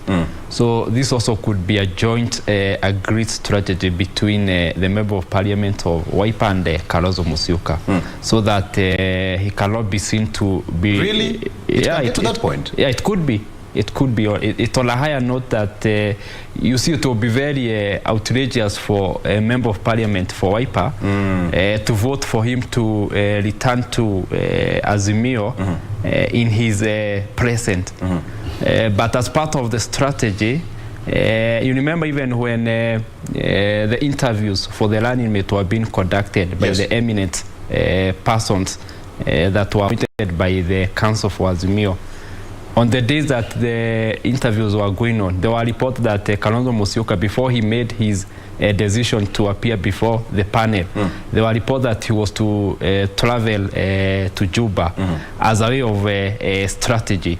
So all these could be a strategy so that when he returned back, he can be able to mention that even his member of parliament have all voted for him to return to Azimio. Yes. And these are the conditions that they have put forward. As my landed senior has mentioned, one, to have the deed of agreement amended, and of course the cabinet, chief cabinet secretary seat to be entrenched, which is not a big thing. Remember, we don't have such a post in the constitution. Yes, but they want it to be entrenched in the Azimio Pact. Yeah, they want it entrenched. What can happen after Raila Odinga appoints him as a cabinet secretary? Probably he can have an executive order of now having the laws that he mentioned when he was appointed him, in terms of coordinating government and the organizing government. This could amount to that position which was held by Honorable Tuju, the minister without portfolio. Not necessarily. It could amount to the one that is held by CS Dr. Matiang'i. Right. Yeah. Okay, you can carry on. Yes, so probably this could be a strategic move so that it cannot be seen coming from Kalonzo. It probably start from his member of parliament. Then by the time that he'll be now making an official return, it cannot be seen as a desperate comeback to Azimio. Well, Stephen, that sounds like a very strategic move as he's saying it, because at the end of the day he'll say, what under Mesem? I don't make, we have got party structures, we have got leaders, and we make decisions based on the recommendations made by the party officials. But then here we are, that position is still open. So perhaps Stephen Kalonzo Musyoka, somebody said that he was playing a hard to get, and as a strategy again, perhaps, but then at the end of the day, he'll still make it back to Azimio. The question is, how is he going to contribute fully in the Azimio? Thank you. You know, Victor, in politics, what matters is the ground. What the ground says is what every politician must align to. Right. And therefore, even for Kalonzo, he had, as I said earlier, one challenge. What does he tell the Ukambani people when he had all along been saying, we've written enough agreements with Baba that after this round, Baba is out, I am the one. And he had psyched his vote base to look like this time Kalonzo must run as a presidential candidate with Baba's support. Now, when that could not fly, and the question of running mate came in, then really to Kalonzo supporters, that was not even negotiable. And that is why you saw Kalonzo was like, why am I being subjected to interviews? I mean, this thing is a foregone conclusion. What business is here? So he emboldened his vote base to get psyched that if we can't run as a presidential candidate, then at least we are guaranteed of the deputy. But dynamics in politics are, you know, very key. And for Azimio to win, really, you must deal with the big blocks of votes. And with the tremendous respect to Honorable Kalonzo Musyoka, they have failed, I think, twice or thrice with Raila. And why have they failed? Because they did not have the mountain vote. So if there was a winning formula, it is that missing vote that had to be brought in. And obviously it was not Kalonzo to bring the mountain vote. But did he see that? Well, you know, in politics, people see what they choose to see. But as I said, ground inasema. Yeah, and if the ground is like in mountain, by the way, the mountain are drifted. Yeah, were it not for Mother is the one who has fished back the mountain to Azimio. It was minimal, and therefore it is important that the bigger picture be seen, not only within Azimio, but even for the country, because what this country needs is some assurance that the faces in leadership are faces that can inspire and give hope to Kenyans. Right. And I think this is the one that Azimio pulled, and everybody suddenly felt that they are very protected in Mother's hands. In fact, now the talk is not even about Baba, the talk is about Mother. And people in the country have found some sense of reassurance and hope that indeed this country can take a different trajectory. And this is what Honorable Kalonzo needs to appreciate, because he's the common face in politics that has made Kenyans very frustrated. I mean, the only new variable and factor in these new politics, in these 2022 politics, is a lady in State House, is a lady, in control of the country. And these are the perspectives that have changed, that even people who had taken a decision for a different candidate before are finding new reasons to, shift their thinking, shift their vote, and shift their loyalty. Because it is more about country and not about self. It is about country, and really this is why the Azimio factor. Some of the leaders yesterday said that at this particular point, the country is even bigger than Wiper and Kalonzo himself. That is what the leaders said there. Warungu, you know what happened? There is this position of Speaker of the National Assembly, the other arm of government. We have got legislature, executive, and judiciary. But then now that window is still open. Raila Odinga can still decide and say Kalonzo Musyoka should lead that arm of government, right? Yeah. Instead of having that position of chief minister. You see, there are political promises that do not have what I would call insurance. Because you see also being as a Speaker of the National Assembly and the Senate purely depend on the numbers that certain coalition will be able to bring. Because remember, there will still be a voting process. So it's not as guaranteed as a pair of the president and the deputy, because when you win, the non-inmate will be part of the presidency. There is security of tenure and all those things.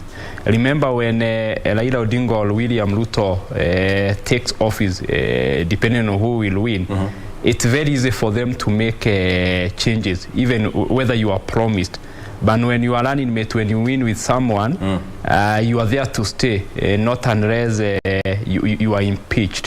That's the first thing. The second thing, whatever is disturbing Kalonzo Musyoka in the Raila campaign and the Raila presidency is the lack of the visibility, recognition, the conspicuousy. You remember he enjoyed this one in 2013 and 2017.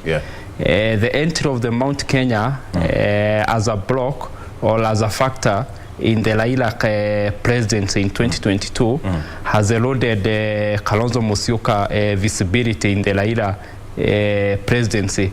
So it's also that one, and of course the recognition. So but that would sound as a very simple thing, I mean, to speak, but politically it's a big issue. No, it's a big issue because it comes with a lot of things in terms of even how the campaign resources are being mobilized or directed. The issuance of the position, like you see now, he doesn't have the autonomy of having the running mate. In 2013 and 2017, it was very automatic. His recognition, if you look this year, Kalonzo Musyoka is not getting much of recognition in the Raila campaign compared to 2013 and 2017. So the entry of the Mount Kenya factor in the Raila campaign and the Raila presidency in 2022 has really complicated matter for one Stephen Kalonzo Musyoka. Should this be something you should be worried about? I mean, recognition is a very key role then. I didn't know, politically speaking. Yeah, it's a very big thing because when you are recognized, it's come with the other things in terms of it's a full package. It's a full package where the resources will be directed, both the campaign and even when you get power. And of course, you also become very important. Remember now, Kalonzo Musyoka is not an important factor in Raila Odinga campaign this time compared to 2013 and 2017, when Raila Odinga in 2013 and 2017 had very limited choices. Yes. But for now, there are a lot of, in terms of even looking to the mountain. And of course, the mountain is bringing what we are calling a decisive vote, compared to what Kalonzo Musyoka is bringing what we are calling substantive vote. Well, what of a difference there. Mogaka, you know what? That position of he's running for president, that position is still intact. As at now, he's not denounced that position yet, with Andrew Sunkuli as he's running it. So there is a window. He can still say, I've dropped my bid and I'm heading back to Azimio, or I'm still going it all alone to the ballot. Paint for me a picture. One, if he decides to go it all alone until August 8th, or he decides to drop his bid and come back to Azimio. Those two scenarios. Give me a picture. Thank you. The first option has already been taken, that he has unveiled his presidential candidate, and he has threatened to do the 202, I think it's the 202 or 207 thing. 207. It was a 207 thing when he went with a bit of an orange, and then there was another orange on the other side. If he threatens to do that, then a few of his hardcore followers may decide they will vote for him anyway. What will then matter is what proportion of the Kenyan vote that will go towards a Kalonzo presidency, and whether that will impact on the 50+1 win requirement for a winning president.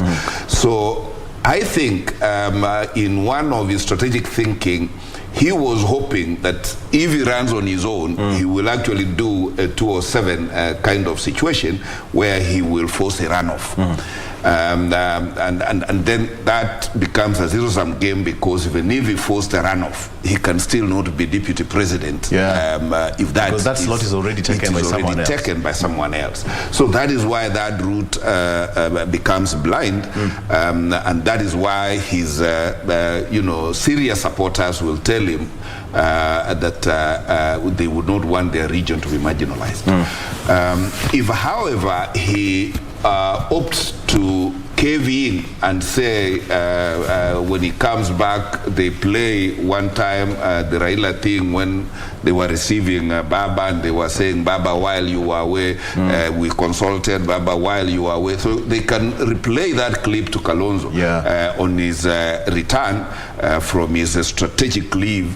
They can play for him saying,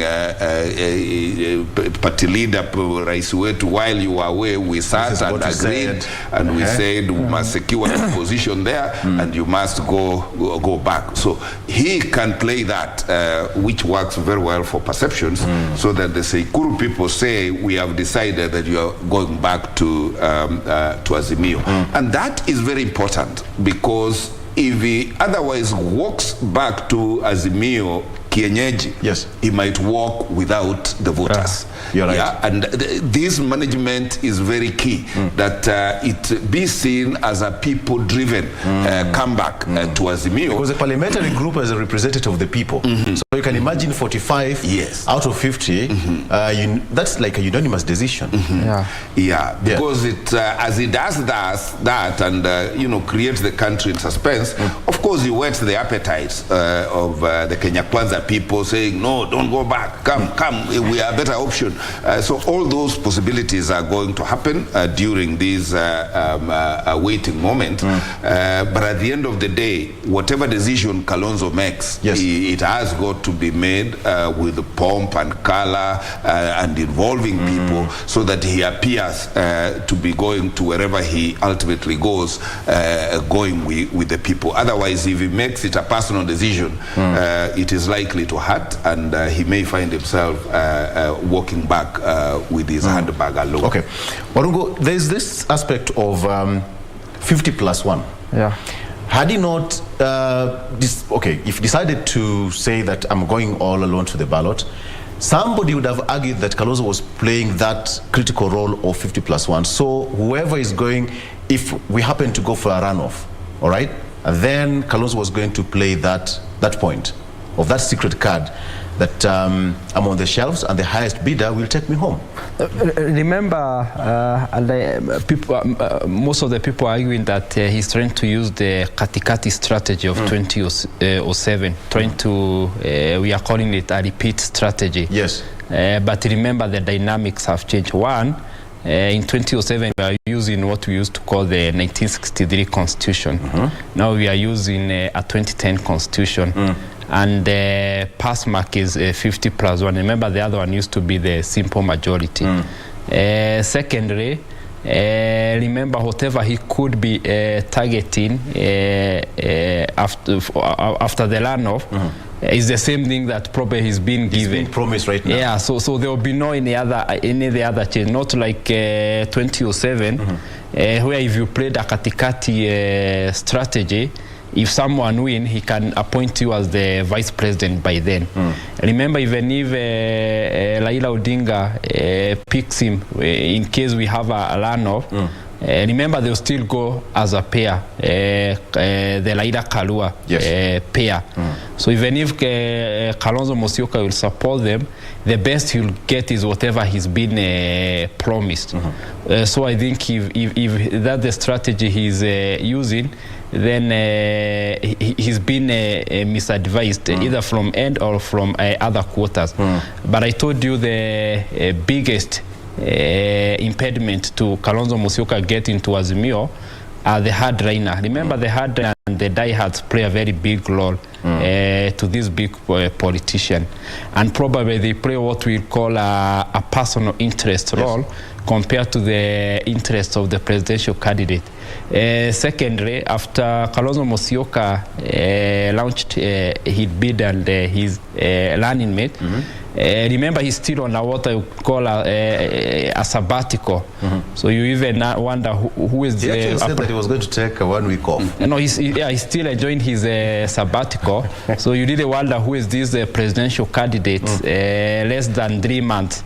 Is taking a sabbatical. So I think it's what I would call a strategic retreat. And what my senior has said is true. Probably he wants to make a comeback to Azimio, which is more strong, other than a desperate comeback. All right. Let's wait and see how that will pan out, because as it stands right now, he's out of the country. And when he comes back, as you've all said, that it's a strategy. So, and in politics, you said it's about strategy, perception, numbers, and yes, what you said. But then now, gentlemen, let's talk about this issue of integrity. Chapter 6 is coming to haunt, and IEBC is perhaps the final hammer on these people, and Chapter 6 is fully in play. That is according to Afolache Bukati yesterday. He said that if you were impeached, then you have no chance to run for a particular seat. One of these person is Governor Sonko. Starting with you, Mogaka, can this be contested in court? Oh yes, courts are open for any claim that anybody puts it in. And I know that there is a case already in court that sought to block Governor Sonko. And the court did give a temporary restraining order to IEBC from clearing Sonko. Chapter 6 of this constitution has not found a place in Kenya. It has really not been operationalized in Kenya, sadly speaking. And one of the hopes the Azimio running mate gives Kenyans by dint of also being the head of the constitutional affairs of this country, is that we need our constitution protected, implemented, and enforced to the letter. Chapter 6 got lost from this country in 2013 when two top presidential candidates, rather one pair of presidential candidates were facing international criminal proceedings. And really that was the turning point for this country. And perhaps many of the aspirants have been pegging on that. Yes, that is where we lost. The benchmark. Yeah, that is where we lost Chapter 6. Yes. Because at the time, whether out of convenience or whatever, the courts and the country elevated the presumption of innocence and said, unless somebody is convicted and sentenced to a term exceeding 6 months, which is the reason for removal from elected position, then any allegation against anybody of whatever nature do not hold water. That is the position we held as a country in 2013. Is impeachment equivalent to a conviction? That is now even more stressful, because impeachment, of course, is provided for in the Constitution, but it is only shown as a ground for removal from office. Although now the law does not expressly say what the consequences of that is. Yes. You and I know, and that is where, as lawyers, make our money in moving various interpretations, persuading various interpretations. What did I say? That is where, yes, that is where our market is. Okay. Because there is one school of thought that would say that impeachment is not a bar for somebody contesting, because the law does not say so. Yeah, it's still open. The law does not say so. Yeah, and there are schools of lawyers who are called positivists, who say, show me where the law has said if one is impeached, then they don't contest. Of course, there is no such law.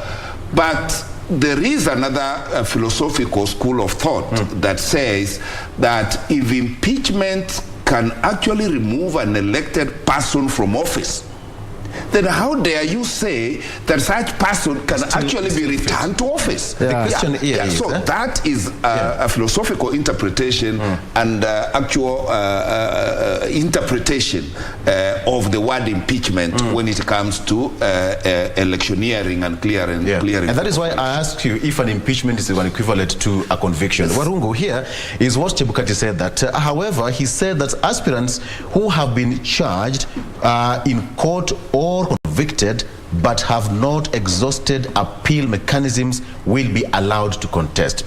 He further said that Sonko, actually this according to what happened, Sonko was impeached in December 2020 by the Nairobi County Assembly on 4 accounts. One of them is gross misconduct of the Constitution, abuse of office, misconduct, and crimes against national law. So we have got two situations here. If you've not exhausted all the appeal mechanisms, then you'll still be allowed to vie. So there's a variation here, which means you have not been convicted yet. Yeah, and it's very unfortunate. Whatever we are discussing today seems to be a booming business for the for the legal practitioners. Like I said, that's now a time for you to turn the stacks around. Yeah. So, but on a more serious note, I think we need to differentiate between impeachment as a process and being charged in court through what we call a criminal justice system. Yes. Where there is an investigating officer, evidence is presented, you are given an opportunity to defend yourself, the prosecutor bring his witnesses, and of course when you are going through that process, the presumption of innocence until proven guilty pleas. On the other hand, there is what we call an impeachment process, which most of the politicians who have been impeached earlier normally term it as a hunting process for either their competitors, others, if it's governors, turn it to be political. Yeah, if it's governors, they claim they are members of county assemblies and of course they are senators. So we have to differentiate between those two. Secondly, remember you have said that Chebukati mentioned about the appeals. Yes. Remember, some of these appeals will go even to the apex court, which is the Supreme Court. So for him, probably he's using the presumption of innocence until proven guilty. Right. Then we have to ask ourselves a very critical question, and I hope my senior will be able to answer it. Is the presumption of innocence until proven guilty applicable to the process of impeachment, where we have been impeached, but the same impeachment, you are contesting it in a court of law? Yeah. Okay. Maybe you've been given that question. Let me run with it. As I said, this is something that should be fattening my bank account. If I knew this is the discussion I was going to have. Yeah, but let's look at it this way. Impeachment is a political process provided by law to create an intervention to bring a political solution to some public affair management. And we have an article that permits our Senate to impeach the president if his conduct violates the Constitution. And of course, we have given the MCAs the powers to impeach the governors. Impeachment, therefore, is really a political process in dealing with people perceived to have carried themselves in a manner undesirable to the offices they hold. And of course, whoever has been impeached has a right to appeal, including to court, against that impeachment. And therefore, if one has appealed and exhausted that avenue, and they have not succeeded, then it is assumed that that impeachment hangs like Damocles sword upon his head until to eternity. Yeah, and I am now dealing with the question of criminal proceedings, particularly criminal proceedings relating to abuse of office. Yes. If one is charged with criminal proceedings relating to abuse of an office that they have been elected or appointed to, and they get convicted and get sentenced to a period of 6 or more months, then obviously that is expressly provided in the law as a disqualification for one to vie for a particular office. But there is nowhere, as I've said earlier, that impeachment has been put as a disqualification for anybody to run for office. And what is happening on what Chebukati has said, of course, some of the matters are alive in court and we need not delve into them specifically. One would want to wonder, because Article 27 requires that when the law is applied, it should apply to everybody equally. It should not be applied differently to different people. So with that background then, remember that an MP of Kipipiri and who was a minister at some time got censored, which is equivalent to an impeachment, and got removed from whatever position that he was holding at that time. Did that censor bar that particular person from vying for elective position thereafter? Obviously not. And therefore, when the tire meets the road, these are some of the arguments that are going to be brought forth that, look, if even in heaven sinners get forgiven, however, red their sins appear to be, what is this that we are calling impeachment that anybody cannot get out of? Because compare it with even bankruptcy. because a bankrupt person, and that is a ground of disqualification, does not qualify to run or hold office. But there is a way to unwind from that bankruptcy, and therefore, in my view, impeachment should not be fatal to anybody's political career, and we leave that for the brilliant minds. And said that even in heaven sinners should be forgiven. I hope, as a lawyer, you've advocated for me to be forgiven of my sins. Gentlemen, allow me to end that particular. If you see the director on the floor, it means that things are thick. Wakili Warungu Mwangi as well as Stephen Mogaka, thank you so much for joining us. That's the only time that we had. We'll have this conversation sometimes next week, and we need to continue up to this particular point. Let's take a break. When we come back, there's still much more on this. Let's take a break.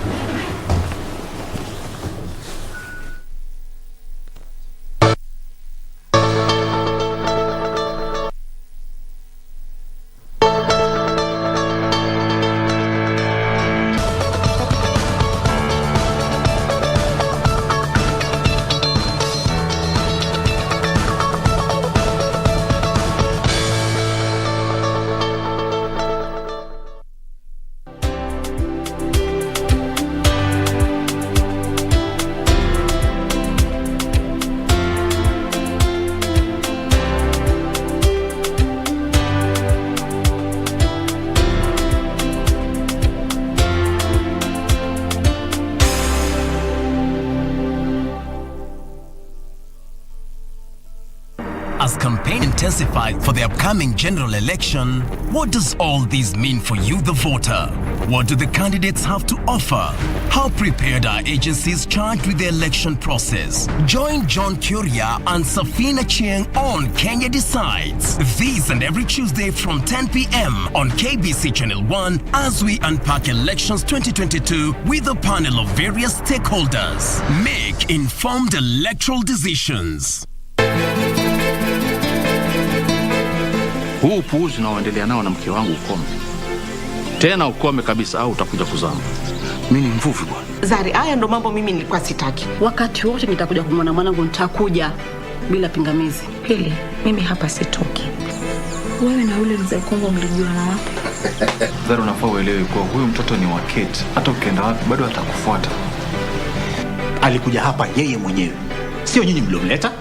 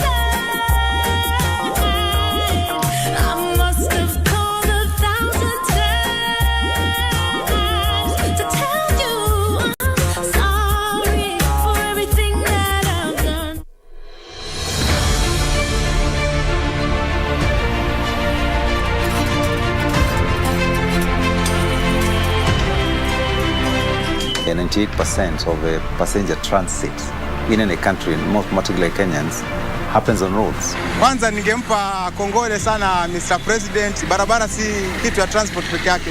Sisi ni ofisi yetu. Muza mboga, muza matunda, muza kila kitu hapa. Ni barabara ndio kupeleka. Tuna pongezi kubwa sana kwa sababu barabara imetengenezwa mzuri. Wametutengenezea barabara kama ya Ulaya. Yote haya kwenye KBC Channel 1. يظل يجيء إلى ربوة قرار ويسمو ذا مرتبى. Wewe una afya, ni mzima, huoni kama ni neema? Unaacha kuswali ndugu yangu, unaacha kufanya ibada, ndio bado unamkufuru Mola wako, una maasi Mola wako usiku na mchana, unafanya madhambi usiku na mchana, na Mungu akakupatia neema. wa in ta'uddu ni'matallahi la tuhsuha, na mkihesabu neema za Allah hakuna idadi yake. Jinsi alivyosema ni kuwa tukimkumbuka atatukumbuka, na pia tukimshukuru atatuzidishia katika neema zake. Waddu'a wal-layli idha saja ma wadda'aka rabbuka wa ma qala walal akhiratu khairul laka.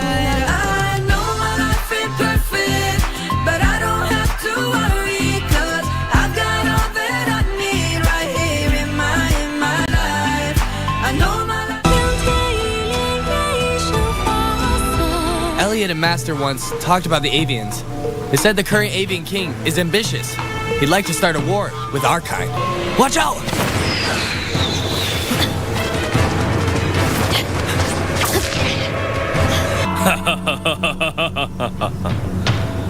Good job.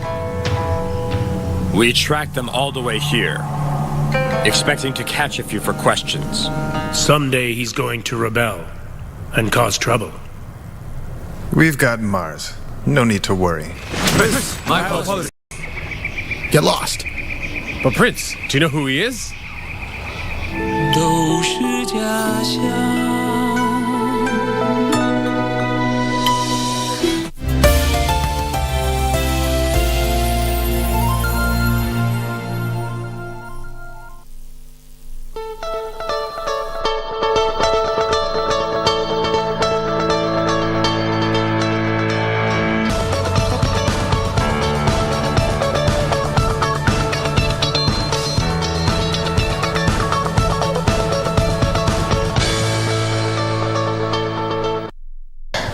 All right, and as we gear up towards the commemoration of the World No Tobacco Day, what are some of the gains that have been made, some of the loopholes and missing link still existing in the effort to combat the use of tobacco? This is a conversation we're about to have right now. My guests are already on set. This is Nancy Gashoka, who is the chair of Tobacco Control Board, to my immediate right. Next to her is Lillian Mbevi, who is the Chair Technical Committee of the Tobacco Control Board. Ladies, welcome to the program. Thank you very much. Let's just start with understanding, the World No Tobacco Day as it is. I mentioned that it's 35 years later since 1987 thereabout. But what was the whole idea or the thinking behind coming up with the World No Tobacco Day? Let me start with you, Nancy. Thank you. Good morning, viewers. World No Tobacco Day is a day commemorated the whole world in the calendar of WHO, World Health Organization. World Health Organization looked at the global statistics of tobacco use and decided that tobacco use is the one that precipitates many, many diseases. And therefore, if tobacco is regulated, controlled, curtailed, then we would bring half the menace of diseases, because about 8 million people die of tobacco globally, and here in Kenya at least 6,000 die annually. And weekly we have about 69 men and about 37 women dying here in Kenya out of the causes brought about by tobacco use. So World No Tobacco Day, therefore, is commemorated within the calendar of WHO. The next thing that WHO did was to help member states sign a treaty, a health treaty called Framework Convention for Tobacco Control. And it is, the member countries signed that treaty, and Kenya was a signatory since the year 2004. It was among the first countries to sign that Framework Convention for Tobacco Control. And on top of that, then Kenya domesticated that law and passed through Parliament in 2007, the Tobacco Control Act. Therefore, this World No Tobacco Day is part of the calendar of stopping tobacco use within the Framework Convention of Tobacco Control. Well, given analysis, Nancy, and just from your analysis, it shows that the number of men precedes that of women in the use of tobacco. Clearly, we'll come to that in a bit. But Lillian, when you look at those statistics, and 8 million globally, 35 years down the line, Are we looking at a time whereby this number might reduce, and what is still causing this number to rise even after some of these gains that have been made as a globe and even as a country? I think those statistics are very clear on the effects of tobacco. Yeah. And so when we look at where we are headed and the many productions that are being done in different and diverse manners, then it makes it almost thinking, it keeps me thinking that the statistics are going to increase because one, the information is not as out there as it should be. Specifically to the students in the universities and even the youth. There are many people who don't understand what tobacco is and what effects it has to our health, to our environment, to our pockets, and there is nothing good about tobacco. So the statistics may go up. That's why we are coming up very strongly to tell Kenyans what we need to understand and what they need to know about tobacco and its adverse effects, so that we can look at reducing these numbers and making sure that the women are well taken care of. For example, you have heard from my chairperson that men are most affected. Why? Because they are the ones who use tobacco more. And secondly, women come next, because if you smoke in the same house that we are in, it means when you take 5 sticks of cigarettes, then I have taken half of what you have taken when I am around you. Why? Because there is what we call second-hand smoke. And if these women do not understand what second-hand smoke is, and the children and the way it is affecting, the statistics will keep going up.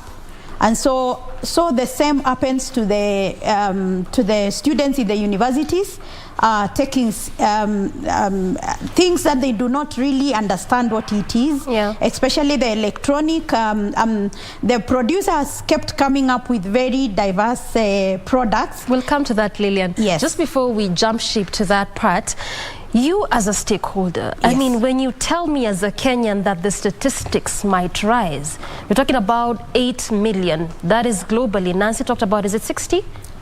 In Kenya? 6 million. 6,000. So what is the problem? Is there, you mean to say that there's really not enough sensitization being done in the aspect to just curb, the use of tobacco? Basically.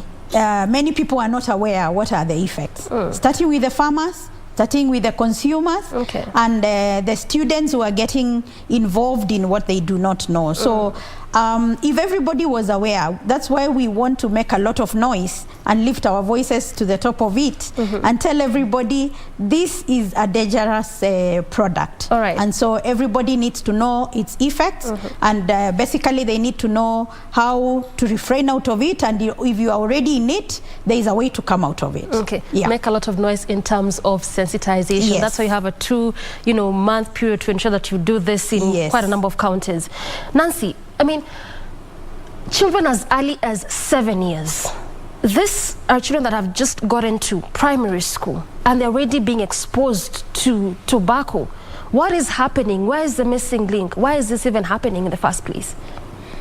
Okay, children are born in families, and children keep on taking on what the parents do. If a parent or a teacher or an influencer in the society is smoking, is using tobacco, then that child tries out what they see the parents do. And that's why the law prohibits parents smoking in front of children or smoking in the car. And that's why the law prohibits smoking in public places. The law prohibits smoking in anywhere that children are going or adults are going. That's why the law has limited where you can smoke. And it is going on to say every public place you cannot smoke, because we want to cut off the generation that is exposed to, at all attracted to tobacco. We, as a Tobacco Control Board, and the law, Tobacco Control Act 2007, is to rescue and shield the young people from getting there. The law prohibits promotion, advertising, sponsorship of any event. And that is why you see the tobacco manufacturers and importers, they cannot come here and advertise. That's why you see they cannot put a billboard, because the law limits. And it is not just Kenyan law, it is a global law in the Framework Convention for Tobacco Control. So the law prohibits, you cannot advertise, you cannot promote, you cannot sell single sticks, you cannot send a child, you cannot sell to youths below a certain age. And because of all those limitations by the law, and the law is pushing very hard to regulate and control that space. In the past, the parents and our generation, there was all this advertisement, and it lured so many. There was Smooth All the Way. There was many other, that if you played a game, you become a sportsman. So there was all that lure. And so those parents were swallowed, and they continued to do that. It was, it was a cool way. The reason why we are limiting this is because when you get to one stick, the second stick, and the third stick, when you start using, the nicotine in tobacco is so highly addictive. You need very few days to be addicted to nicotine. It is more addictive than all the other narcotics. You need to just start slowly. And so the manufacturer exploits that addictive nature of tobacco, the nicotine in it, and tries to capture people within that addiction. And so, because Tobacco Control Board is within the Ministry of Health, we are about public health, because we know the dangers. There are so many dangers, all these diseases. Maybe you have come across the smoker's body. There's no part of the body that is not affected. The skin, the hair, the eyes, the nose, the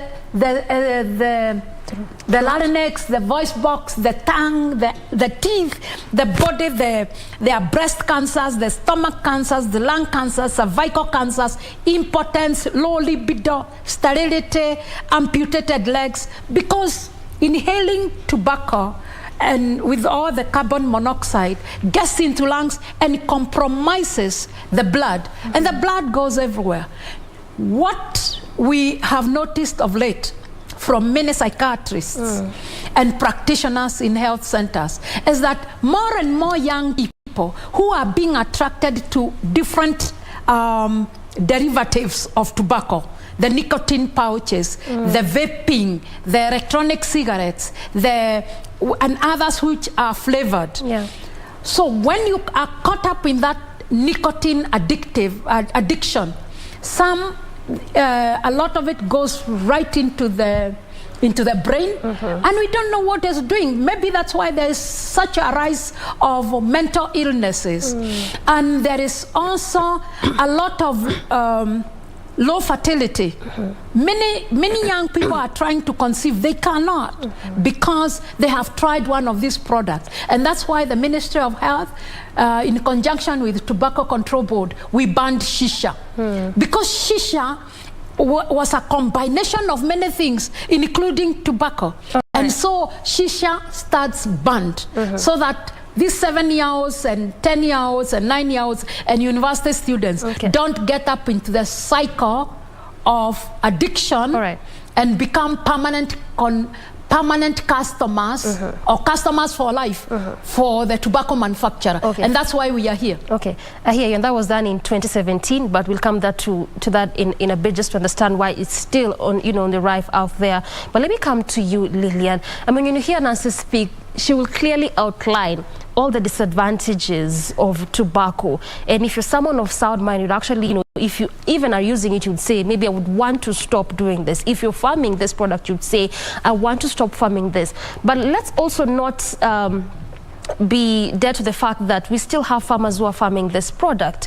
And some would say it is the source of livelihood that I have. So then again, where do you reconcile the fact that it could be, or it is a hazardous product, with the fact that it is my source of livelihood as a farmer?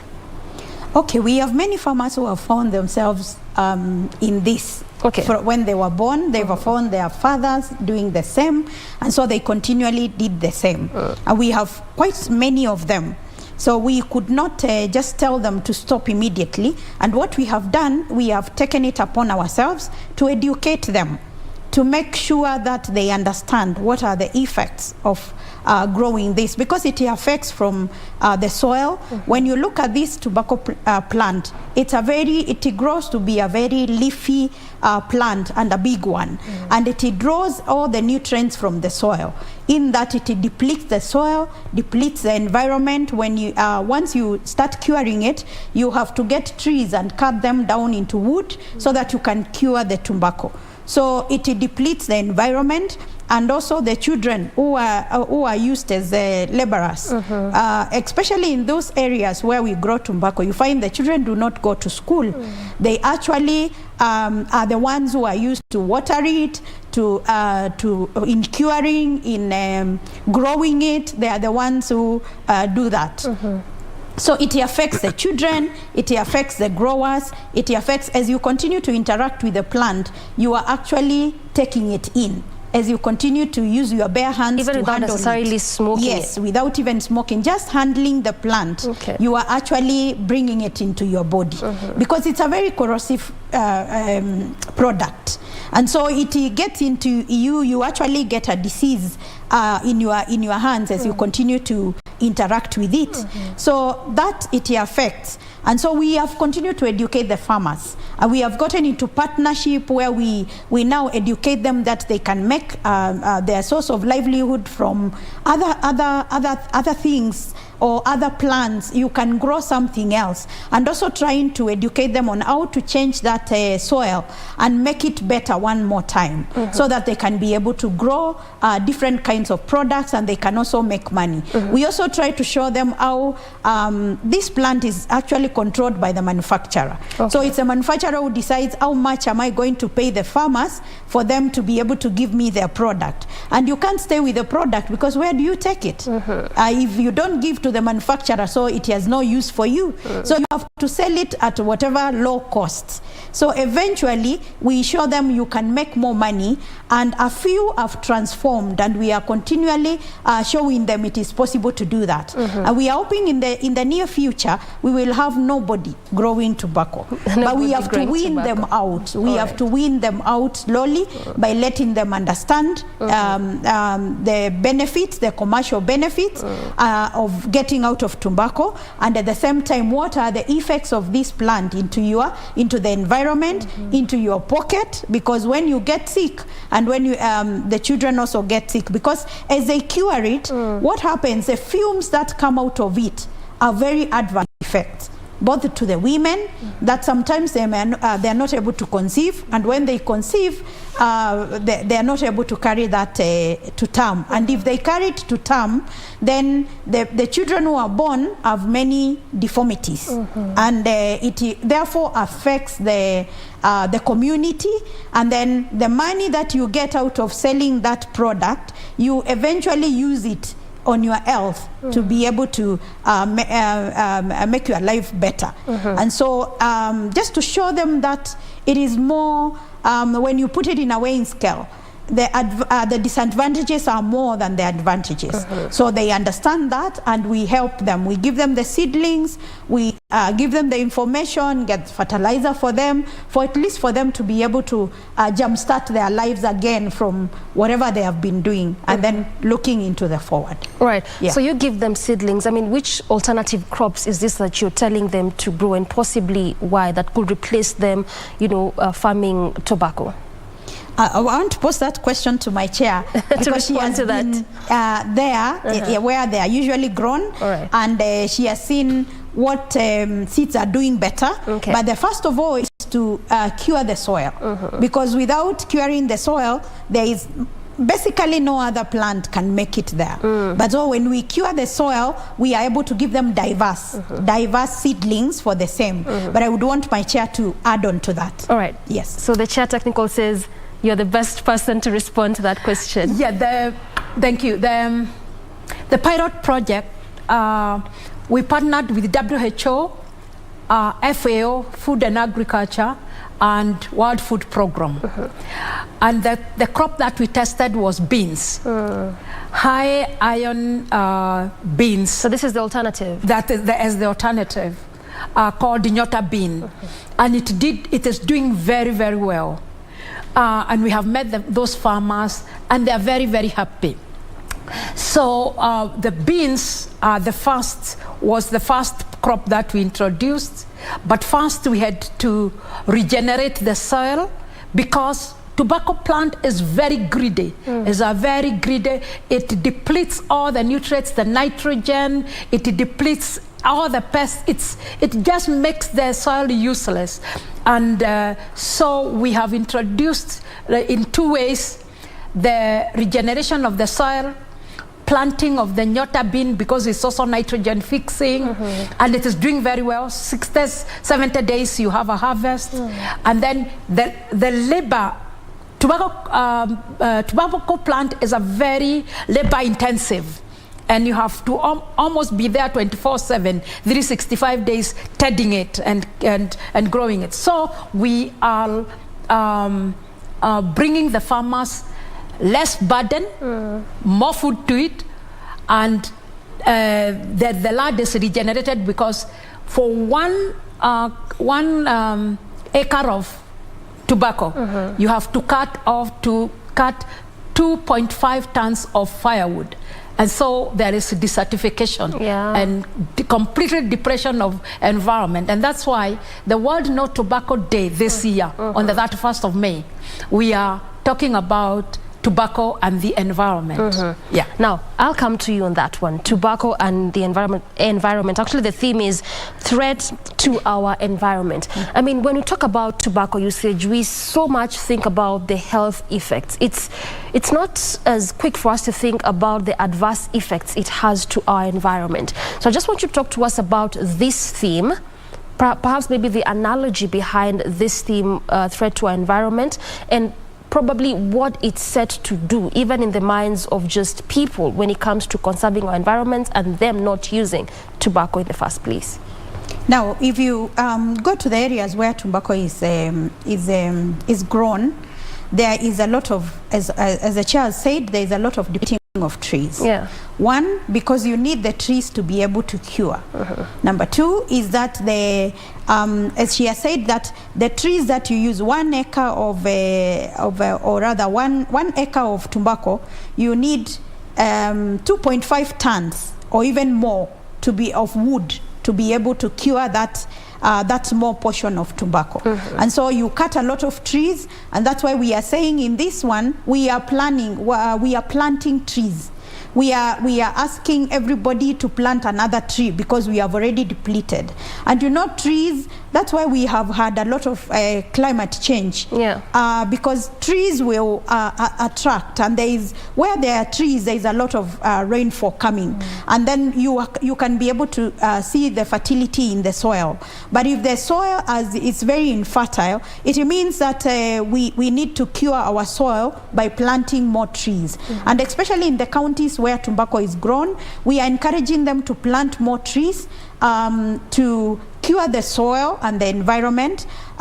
Secondly, as you cure the tobacco, there is a lot of fumes that go into the environment. And you find that every one of us is breathing in air that is not pure. And so it really causes the effects as well in us. Sometimes you wonder why small children are suffering from cancer.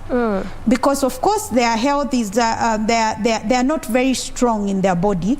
And so when they inhale such fumes that come through the air, then it is possible for them to get very affected.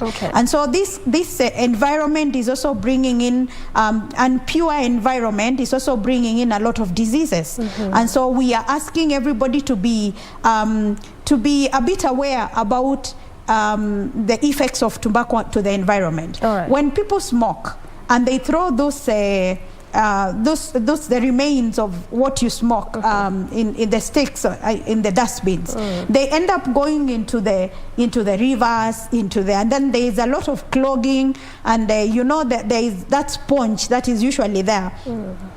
It means that we are not able to to take care of what passes through our environment. And as it goes down to the drain, then it affects our environment in a very serious manner. Some of them is not a decaying, it's not that they are going to decay and get into the soil again. It is actually things that will remain for a very long time. And so we are advocating and saying that people need to be aware of the effects they are bringing into the environment. For example, when you go to the smoking zones, the smoking zones are not into the standard they are supposed to be. So smoke still goes out to the public. And when it is out to the public, it will affect your health because of the environment you are walking in. And sometimes you are not aware, you are just passing through the city and there is a smoking zone there and the fumes are in the air and it's not something we can see. So you end up inhaling every other day and making our environment very very toxic. And when that gets into our body, it affects us without knowing. And you find you are wondering in my generation, because most of them say cancer is genetic. And so when you look at it that way, then they end up saying there is nobody in my lineage who has had cancer. So where did I get it? It is out of the environment. So it's you a don't know, ripple you effect. just pick it. It's a ripple effect of both the trees, both the soil, the air that we breathe, and also the effect it has on our bodies. So we are saying we want to take care of that so that it can save our lives. This is class 101. I didn't know it actually has an entire ripple effect. I mean, just the way you've mentioned, some people really would be asking, there's no one in my family who's ever had cancer, so how comes this 13-year-old is being affected by, whatever form of cancer there might be? Now, she's just mentioned something about counties, and earlier on you had talked about the gender factor, whereby men tend to be the one who use this product more compared to women. So then does it mean also that in terms of region based, that there are perhaps in our country counties whereby this product is more grown or farmed more compared to other regions? And if so, why? Okay, the agronomists can tell us that even this country, the coconut grows at the coastline. The grasslands, they grow something else. There is a coffee zone, there's a tea zone. And so the tobacco manufacturers, they looked at areas where the tobacco plant can be grown. Maybe they had considerations where tobacco needs to be grown. And so they marketed their crop there to be grown, and gave seedlings and gave the pesticides and fertilizers. And so very many farmers came into this hoping or knowing that it is a cash crop. Unfortunately, those farmers who have been growing tobacco, although they thought it is a cash crop, it has ended up being a disaster on their health and on the environment, like my technical chair has talked about. So, coming to gender, it is not that men are affected more without a reason. It is the advertisement that was done earlier on about being macho, being cool, attracting more women if you are smoking, swinging the cigarette. So there was more an attraction to men because it was advertised and promoted as being culturally superior use of this product. But that was just exploiting the addictive nature of nicotine. Currently, what we have seen is manufacturers have gone ahead and designed products in women colors, looking like the electronic. Some are looking like just the car key. Others are looking like the new forms of tobacco. The new forms of tobacco, vaping. Some is looking like lipstick. Some is looking like a disc so different. So they become more creative? More creative, and then camouflaging the flavor and put in more flavors, apple flavor, mango flavor, peach flavor, strawberry flavor, just to attract the women. Remember that the manufacturer and the importer want to expand their market base. That's why they target young people, because young people are increasing in population. Then they want to target more women so that more women come into the market and more men are retained in the market, because the addictive nature of nicotine and tobacco products makes you so addicted that you want to continue smoking. And so if it comes in form of pouches, or it comes in form of looking like lipstick, or looking like slim and sleek in pink colors, in colors that attract women, and then all the friends continue to do it, then everybody, because of peer pressure, they get into and get hooked, and they become permanent customers. So it's a question of cutting off peer pressure and cutting off the addiction. And that's why we are out here to tell Kenyans about these lies, they are lies just to make profits. So Nancy, just allow me to interject. So then does it mean that we now need to be more aware of even the kind of products that you're buying? Because I mean, when we talk about these new forms, the electronic cigarettes, the pouches, you mentioned earlier that some are even being hidden in candy. You know, you've mentioned the women products. So then does it mean that we need to really be more aware of even what we are buying, let alone what we are consuming? Yes. In the law, in the Framework Convention of Tobacco Control, Framework Convention of Tobacco Control, and the Tobacco Control Act, there is a demand for disclosure. Disclosure of the ingredients within tobacco products or nicotine pouches. And again, Kenya Bureau of Standards demands that every product being sold in Kenya, there's a disclosure of what is contained, and all the ingredients should be named there. But there are people who still don't disclose what they have put in a product, and those are the products that we should be worried about, because that exploiting addiction to something is very evil. Because if this product is so addictive, I must get it, and then one person is making profit out of my predicament of addiction, then that is evil. That's why we want to protect and have a generation. It contravenes the law? It contravenes the law, and that's why we want to have the generation that is tobacco free by following the law. All right, well said, well said. I mean, clearly we need to now be more aware. If you're buying those lipsticks, you know, the candy, just be aware of what you are buying. Now let's come to Shisha. Was outlawed in 2017, but we still see this on the rise, particularly in night joints. And there's, to the extent that much as it's against the law, the way in which people are blowing it, it's like they're not aware of what the law says, or we might be aware, but I just want to have fun. Where is the missing link, or what exactly is happening? It's really hazardous, particularly to our health. In fact, that's why we are here to tell the Kenyans to be aware that shisha was banned, and it stands banned. Why? Because even the laboratories have gone into it and brought out a report on what is contained in shisha. And remember, shisha is something that is inside a bottle. So when you blow it, you are not even aware what you are blowing yourself. And you see, the way it has been marketed is like it's the in thing. You are not in fashion if you are not blowing shisha. So we are coming out to tell our youth that this is not fashion. This is killing yourself.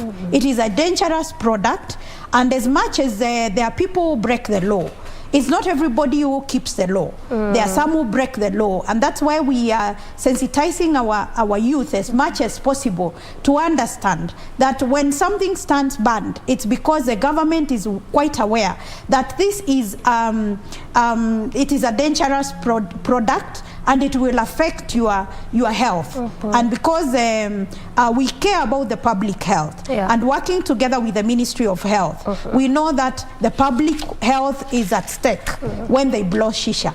And so we are telling everyone to be aware, but we are also going into the law. We are putting the law in place and making sure that we are sending people even in nightclubs to make sure that they try and doing see due diligence. Yeah, they do due diligence, and also see how do we engage in this so that we make sure that anyway, even if we don't bring it into the nightclubs, people carry it at home.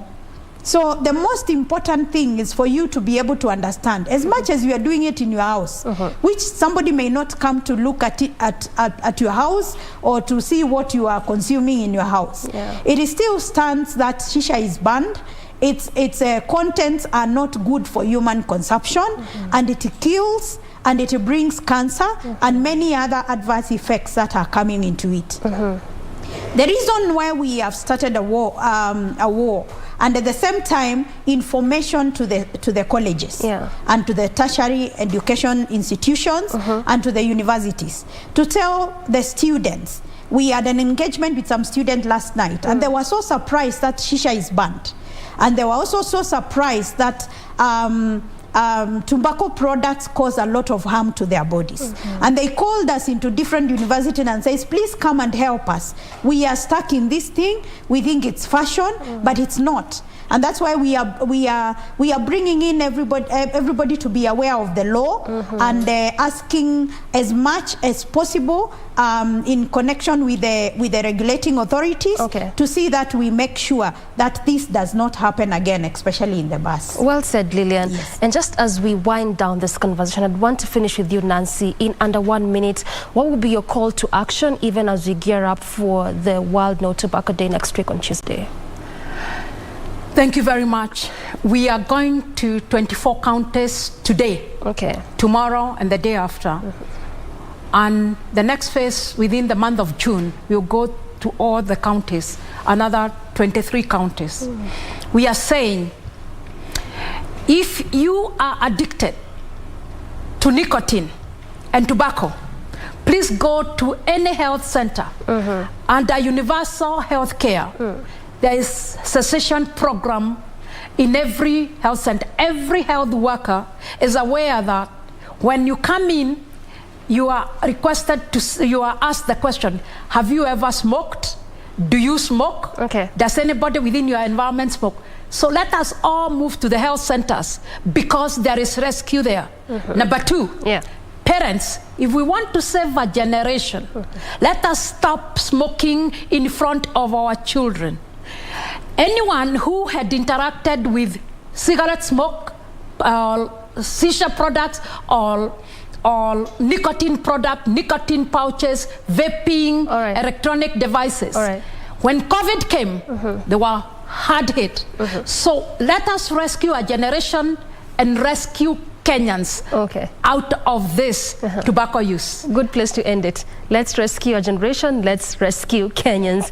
All right, and I have been speaking to Nancy Gashoka, just to my immediate right. She is the chair, Tobacco Control Board, as well as Lillian Bevi, the chair, Technical Committee, Tobacco Control Board, obviously talking to us about the adverse effects of tobacco. And you've heard it from them, even as we gear up towards the World No Tobacco Day, which is being commemorated on the 31st of May 2022. That is next week, Tuesday. That's a good place to end this conversation. Plenty more after this break. Stay with us.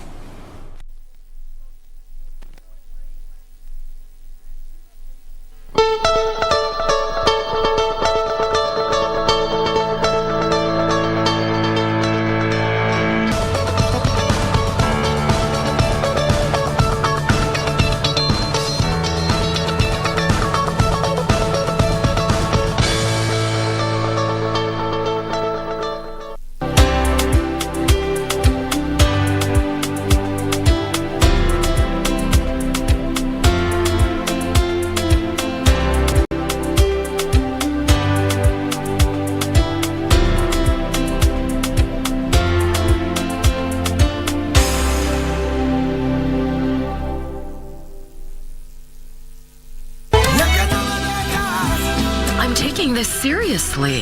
Hey, Dario, what do you think of the two of us leaving at the same time? Where did he put the envelope with the paper about that darn university? Get off me! What? Come on! My shirt. Your father will be upset and could fire me. This is not the place. I wanted to inform you that Mr. Adrian Olmedo, the one you just offered a scholarship to study at your university, yes, that man was arrested for drug trafficking. Yes. I did commit fraud and I never felt proud about it. But I didn't see any other way out at that time.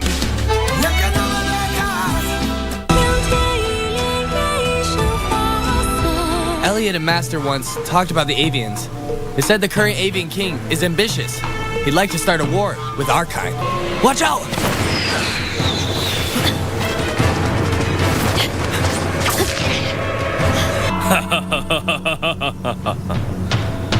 Good job. We tracked them all the way here, expecting to catch a few for questions. Someday he's going to rebel and cause trouble. We've got Mars. No need to worry. Prince, my apologies. Get lost. But Prince, do you know who he is? 都是假象。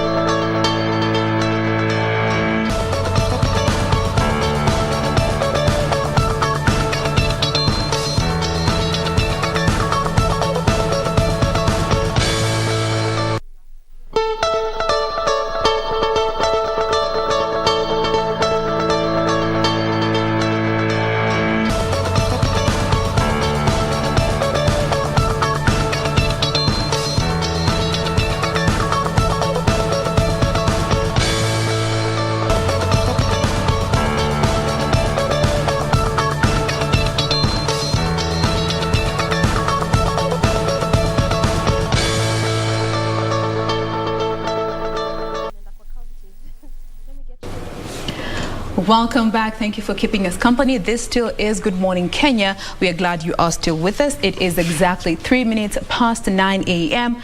And from that insightful discussion all about tobacco right there, we want to keep on that health trajectory and move on to the next segment. And this is all about neurosurgery.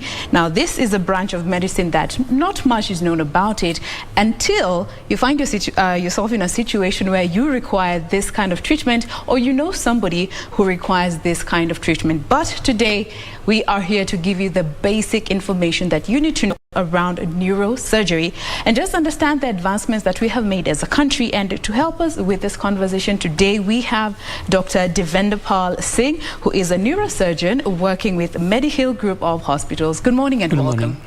Thank you. Thank you so much for making time to be with us today. It's my pleasure.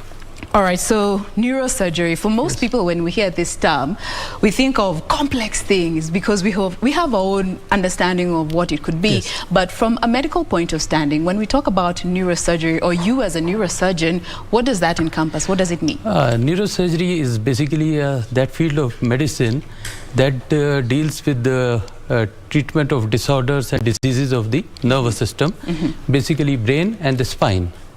So basically neurosurgery has been there since ages, but most of the developments that have taken place in neurosurgery have been during the last century. Yes.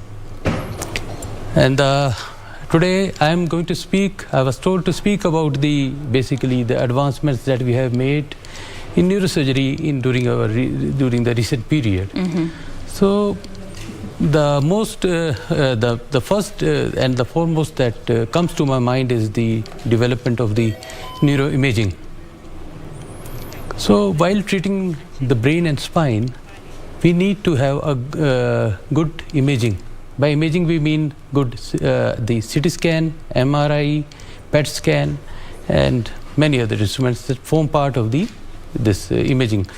So prior to the advent of the MRI and CT scan, the neurosurgery was in a very primitive state because we used to perform neurosurgery and we used to diagnose the patient with our clinical skills and by the history and the examination.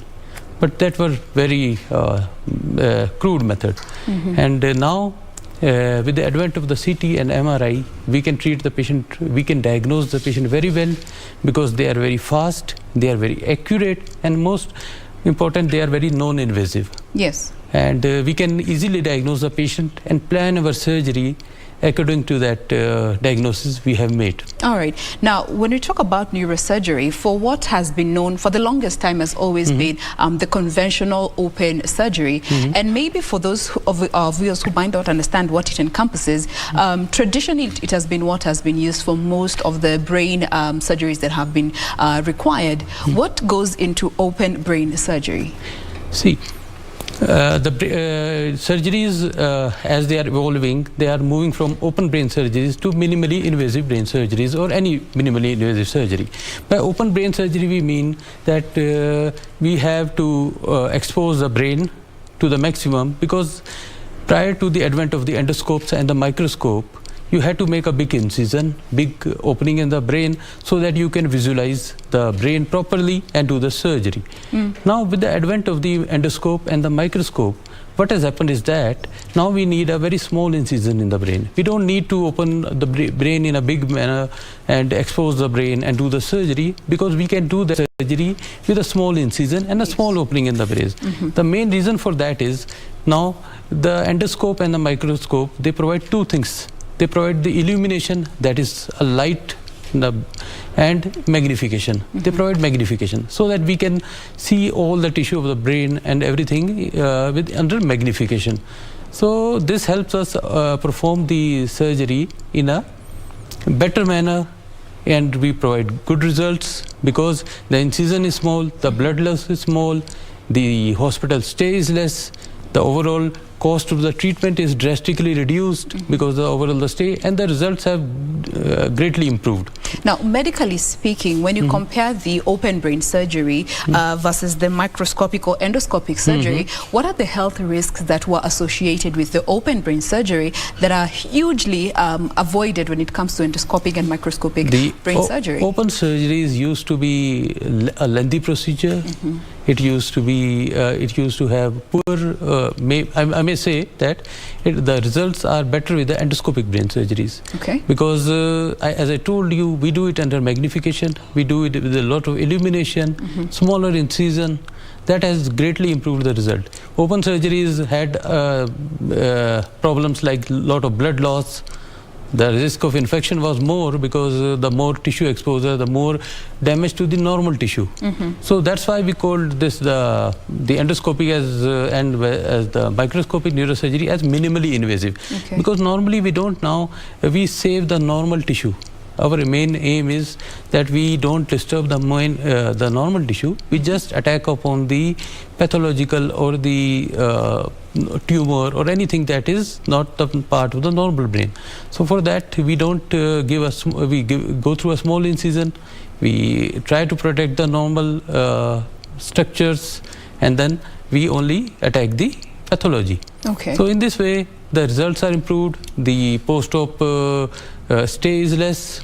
The post-op complication like weakness, infection are less, and discharge from the hospital is very early. The patient can recover very well, and he can go home the next day. In case of spinal surgeries, the spine surgeries used to be considered. The people now also they don't are not ready to go for the spine surgeries. But when I tell them they can go home the next day, they don't believe it. Wonder how? Yeah, because we do it in a minimally invasive. We don't cut we give a small cut. We don't invade the normal tissue. We just remove suppose we are doing for a disc surgery, we do the disc surgery, and we send the patient next day. And we can even make the patient walk after 2 hours after the surgery. So that is only possible because of the these endoscope and microscope and the minimally invasive methods that we are using. Now let's talk a bit about the conditions where neurosurgery can be employed, or rather is employed in the treatment, and especially so when it comes to conditions that so many people have been struggling with for so many years without understanding that neurosurgery actually is the only option that can be used to help alleviate some of these ailments. Neurosurgery is a very broad field. Basically, you can't just generalize because it's a very it encompasses many other subspecialties. Like if I come to first of all the trauma. Yes. If you suffer head brain injury, trauma, that is. Brain trauma, yes. Okay. Brain as well as spine trauma. Then the neurosurgery comes into play. Then if you are treating brain tumors, okay, then neurosurgery is there.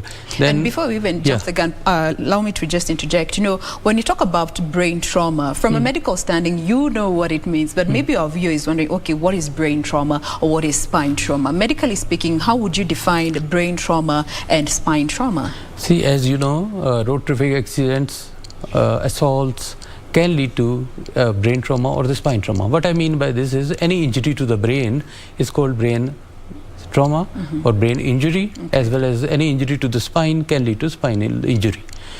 Now what happens, the brain is enclosed within our skull. Although it is very well protected by the skull, then also it is very much vulnerable to the trauma, because that's why the government makes the policies that makes it mandatory to wear the helmet, because as you know, the brain is the most important organ of the body. It's a governing seat of the body. So any injury to the brain can have a devastating effect over the body. And as you know, time is the most important factor in managing a head injury.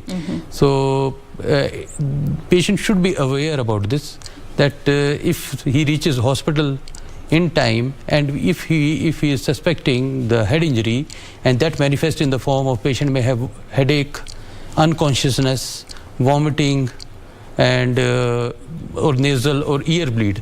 These are the things that usually point towards that the patient may have some brain injury. And if anybody, if a bystander knows that yes, the patient is he's unconscious, he's having vomiting, he's having this, then if he can take the patient to the hospital at time, then the results of after the injury are good. Now, looking at those symptoms that you have mentioned, do they occur over a certain period of time so that you don't confuse them with other ailments? So how are you able to distinguish that this could be pointing to head trauma? See, if there is a definite history of head injury, patient was going and he has met with the accident, first thing is that you have an idea, yes, patient has met with the accident. Now, the symptoms that I have told you, if he is unconscious, lying on the roadside, definitely he has a head injury. There is no doubt about that. But if he develops drowsiness later on, or he complains of headache, then he may or he may not have a serious head injury. And we have to rule that out. And once he reaches the hospital, that we may go ahead with the investigation like CT scan to rule out any head injury. And if we can treat that head injury on time, then the results are really very good. All right. And this now brings me to trauma, when especially where children are involved, because most of the times children, they're always falling over, they're playing, they hit each other, they throw things at each other. But as a parent, you might not be aware that your child actually experienced any form of head trauma, and especially when they're younger. See, in children, yes, they often fall, and every time we don't need to carry them to the hospital. That's very true. So you can just have an idea that whenever the children fall, and if he didn't fell unconscious, didn't have any vomiting, didn't have any headache, then you can just ignore or just observe him. Okay. But if he is unconscious, or as I told you, is having vomiting, then you should bring him to the hospital, just so that a specialist can have you can have his opinion, and if necessary we can carry out with the CT scan. But most of the patients do not need a CT scan, because we don't carry CT scan in each and every person if we don't find any clinical indication for that. But yes, if a patient, if the child has some positive history, we call it, like vomiting, headache, persistent, he may have the headache at that site of the impact, but that is not important. But if he is having generalized headache, vomiting, then it's important, and it's always better to get an opinion. All right. And what about in situations where we always hear of this phenomenon, shaken baby syndrome? It also results to head trauma or brain trauma for basically the babies? Brain is in the skull, you know, and it is basically floating in the skull. It is surrounded by a fluid called CSF. The basic purpose of the CSF is to decrease the weight of the brain because it is floating. So what happens when we shake sometime, the brain, because of the inertia, it hits the skull, and it can lead to some form of injury to the brain. All right. So we should avoid that. Avoid that, and especially when you're dealing with babies. Remember, this is meant to be an informative session, so if you have any questions or you're seeking clarification on a question that you have been having in regards to neurosurgery or spinal injuries and head trauma for that matter, we welcome you to use the hashtag Good Morning Kenya on Twitter. At KBC Channel 1 is official station handle. My handle is at Jane Wamboi. I will be sampling them as we keep going, and there's actually John who is asking about hydrocephalus. How can neurosurgery be used in the treatment of hydrocephalus? I will correct you. Neurosurgery can only treat hydrocephalus because it is basically. First, I would like to explain what is hydrocephalus. Our brain, as I told you, it is floating in a water. Yes. That is CSF, and the CSF is produced as well as absorbed. That's a cycle. So, due to some reasons, if that the production of the CSF keeps on happening, but the absorption, there is a defect in the absorption, it can lead to accumulation of the CSF in the brain. And there are pouches in the brain that are called ventricles filled with CSF. So they keep on dilating. CSF is cerebral spinal fluid. Fluid, yes, very correct. So when the water is not absorbed properly, the CSF is not absorbed properly, it can lead to increased pressure in the brain, the dilatation of the ventricles, and the certain symptoms like in babies, newly born babies, it presents as increasing head size. Okay, but if it happens in adult, because the bones are fused, the skull is fused, so the head cannot enlarge in adults, so it presents with headache, vomiting, and it can also lead to unconsciousness if not treated well at time. So this is hydrocephalus. Now how do we treat it? The treatment depends upon. There are two round treatment. Earlier, the only treatment available for the treatment of hydrocephalus was putting a shunt. The shunt, as the name explains, is a shunt between the brain and any other cavity of the body, in which we can drain the CSF. Okay, maybe it could be the pleura in the lungs we can drain, in the peritoneal cavity in the abdomen we can drain. So we put a tiny tube in the brain and take it to the abdomen and drain the CSF. So the CSF that was not getting absorbed now can drain into the peritoneal cavity, and it resolves the pressure. The patient becomes normal and comes back to the life. Now, this was the treatment that was carried on earlier. Now there has been a major advancement in the treatment of hydrocephalus. Now what we do is we do endoscopic third ventriculostomy, that is ETV. In this procedure we don't put a shunt, because shunt is a foreign tube that has some disadvantages, like it can get infected because it's not a part of our body. Second thing, it can dislodge, it can move from the brain and it can go into the neck, or it can go into the abdominal cavity. It can dislodge, it can get blocked. It's a very common complication. 30% of the shunt get blocked over the time. Because anything because it's a very tiny tube. It's a very, very, very thin diameter, a very small diameter tube. So you cannot put a major big tube under your skin. So it has to be small. So it gets blocked. So these were the disadvantages. And in endoscopic third ventriculostomy, we create a stoma in the brain so that the CSF can drain through that. So we don't need to put a shunt. Okay, and this is basically done through endoscope. And with a small incision, we create a stoma.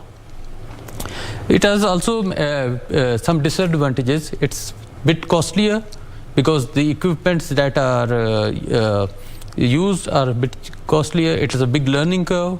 You have to do a lot of surgeries to master this technique. But in the long run, because you don't put a shunt, So you save the cost of the shunt, and it becomes cheaper. When you keep on doing it, in the longer run, it is cheaper, it is better, and has no more physiological, because the fluid of the brain is draining into the brain only. It's not going into your abdominal cavity. It's more physiological. Okay. So carries less of the disadvantages of the shunt. All right. Now let's talk a bit about the gaps that are there when it comes to neurosurgery, and especially so in the Kenyan space. I want to start with the aspect of awareness. From your interaction with the patients that you have interacted with in your line of work, and also in the hospital in general, how much do people know about neurosurgery in line with the treatment of the different conditions that are there? Yes, actually there are a lot of misconceptions about neurosurgery. People think that it's very dangerous to undergo a spine surgery, or very dangerous to undergo a brain surgery. So sometimes they don't even want to go surgery for the brain tumors. They just want to avoid neurosurgery, thinking that anybody who undergoes a neurosurgery is bound to die. But that is not a fact. And actually, what is the survival rate? Survival rate, it all depends upon the type of tumor you are treating. If you are asking about the brain tumor surgery, it all depends upon the type of the tumor that you are operating. There are certain tumors like meningioma. If you can remove them properly, the patient can survive for whole of their life. It like grade 4 glioma. They are very even if you operate them, the recurrence rate is very high. They're aggressive? Yeah, very aggressive, and they are bound to recur. So they require chemotherapy, radiotherapy, and even after that, the survival may be around 2 to 2.5 years, maybe. So yes, but you have to treat them. That doesn't mean that we don't need to treat them, because after treating them, we can guarantee a good life at least for 2 to 3 years. And if we don't treat them, the survival is only 2 to 3 months. So we need to treat them. We should make the patient aware. We should make the patient aware that neurosurgery is the only option that is there for the tumors. Yes. You can't avoid it. You can't just keep on waiting and let the tumor grow in size, and then it becomes difficult for the operating surgeon as well as the patient, because as a surgeon we would like to operate a small tumor rather than operating a huge tumor, and a patient, you will also expect good results, and then that we can only guarantee if we operate a tumor at an initial stage rather than at the final stages. The earlier the better. Yes, definitely. All right. Now, that brings me to the next challenge, or maybe gap, and maybe you could tell us more about this. And this is the aspect that there is a shortage of specialists in the neurosurgery field. Now, according to the World Health Organization, they gave a ratio of 1 neurosurgeon to a population of about 200,000. But in Kenya, there's a huge gap. Tell us a bit about that and how much a problem it has posed. See, yes, there is definitely a shortage of neurosurgeons, but this shortage can be covered if the primary healthcare workers, the physicians, the referring doctors are aware about the neurosurgery, because they know the symptoms of the brain tumors, and they can help in early detection. Because most of the patient they will never travel directly to a neurosurgeon. They will first go to their primary physician, then they may go to some other doctor, and finally he ends up to a neurosurgeon, and that basically we are super specialists, so we don't never receive the patient. Most of the patient come to us through the primary physicians. So if they are aware about the neurological or neurosurgical illnesses, condition, they can help in early referral and early treatment. And the shortage of neurosurgeon can be tackled in this manner, because if the patient reaches to us early, we can treat him early. So that is going to help the patient the most. Secondly, the shortage of neurosurgeon comes into picture most commonly in the treatment of trauma, because trauma or neurosurgical emergencies like hemorrhage and everything, because if it happens at a small center and there is no neurosurgeon, it takes time to shift the patient to a center where the neurosurgeon is there. Yes. So there, you definitely, in those places, you would actually expect that there should be a neurosurgeon, because if you treat the patient in time, because there is a very short window for management of stroke as well as hemorrhage and everything, or accidents. So there you expect there should be a neurosurgeon available 24 hours. But because, as you told, there is shortage of neurosurgeon and that is not possible, so good facilities in the primary healthcare centers where the patient can be managed at the initial stage, like intubation and everything, and given treatment protocol, or there could be some teleconsultation with the neurosurgeon from there, that is who is present at his center, so that he can guide the doctor at the rural or primary health center to manage the patient, and early evacuation and shifting of the patient to the center, that can help. Okay. Unless we have good number of neurosurgeon at the center. Now, you've mentioned the fact that, by the time a patient gets to a neurosurgeon, there's a whole other chain of specialists that they get to attend to them before they get to the neurosurgeon, and that brings the other aspect of the training capacity and capabilities, and especially looking at our Kenyan space. Do we have the proper training capacity to ensure even just a general physician or a medical officer, clinical officer can be able to point out some of these signs and symptoms that could be pointing out to brain trauma? Yes, definitely, because at the primary level, at the graduation level, we are all taught about the symptoms that head injury patient may present with, or a brain tumor may present it with. So it is not it's not a very rocket science to judge a patient that yes, he is having because the patient with which a neurosurgical patient present are very clear, like headache. He may present with epilepsy, that is convulsions. So the doctor, if he wants, can easily diagnose and refer the patient to the neurosurgeon. It's not a very difficult, and with the availability of the modalities like CT scan, MRI, the things have become more easy. Yes. Now, any patient who present to a primary physician with a headache, and if it is not getting treated with this medicines, not responding to the medicine, he can order a CT scan, and then the report will make the diagnosis very clear. Yes, he is suffering from this, maybe tumor, abscess, anything.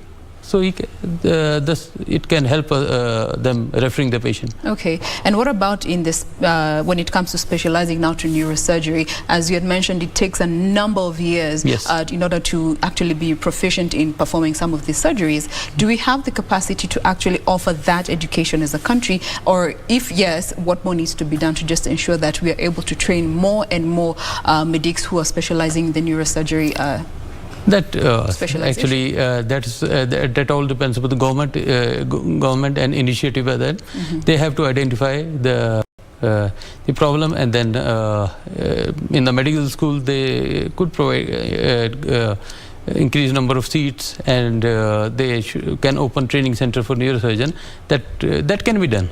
That is very necessary and should be done, because as you were telling, there is a shortage of neurosurgeon, and many of the patients have to travel 400 kilometers, 500 kilometers to reach to our center, and many patients they have to travel abroad to get neurosurgery done. So it's a need of the hour. Yes, the more and more neurosurgeons should be trained, and at the institutions, government is, as well as good private institutions, they can provide training to the body, for the neurosurgery, and then you can decrease the gap. All right. Now, let's talk a bit about finances involved when it comes to neurosurgery, because that is also an area that makes so many people shy away from actually seeking treatment. Tell us a bit about the costs involved. See, as I told you, actually, it was if I talk about my hospital, it was a dream of our honorable chairman, Dr. Mishra, to provide world-class facilities at our center at a very affordable rates. Yes, neurosurgery, it is costly because the instrument that we require, the endoscope, the microscope, the MRI, the C-arm, and the cath lab, they cost a lot.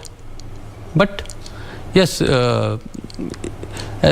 because of the proper techniques and proper diagnosis and everything, if it is done at time, and if you operate the patient well within the time, we can bring down the cost, because we can decrease the stay, we can decrease the requirement for the antibiotics, higher antibiotics, and everything. We are decreasing it down. Yes. And we actually the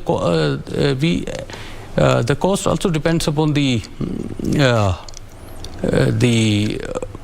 equipments, or the hardwares and everything, the procedure and itself. Procedure itself. Okay. So we are trying to because we have a dream to provide these world-class health facilities here to the people of Kenya, and not only Kenya but the neighboring countries.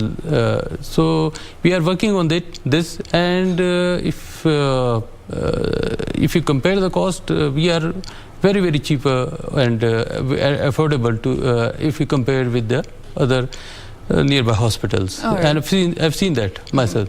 So that is our endeavor, and we are trying to do that. But yes, I agree with you that neurosurgery is a bit costlier as we compare it with because of the factors that I've already told. Yes. Because the hardware and everything that is involved, the world-class infrastructure that we have, it may be a bit costly. But yes, we have we are much cheaper than the other comparable hospitals. All right. Now, speaking of this world-class service, which actually requires world-class equipment in order to perform some of this surgery, so that we can have minimally invasive procedures and a person can go back to their daily activities, there comes in the government and what more it can do to help bring some of this infrastructural capacity that we need as a country to create more room for us and our specialists to be able to perform these surgeries locally without needing patients to travel abroad to get these services. The aspect of infrastructure and what other stakeholders can do to ensure that these world-class services are offered within the country.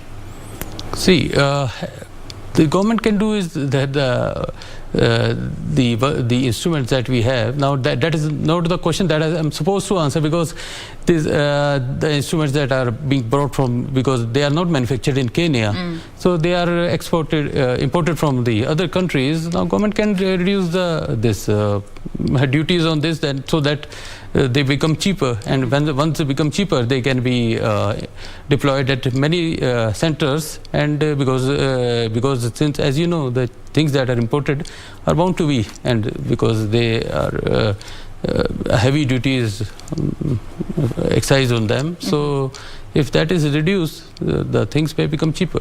Like MRI, MRI, CT scan, they are very costly. But if the government can take an initiative and decrease the cost, then they can.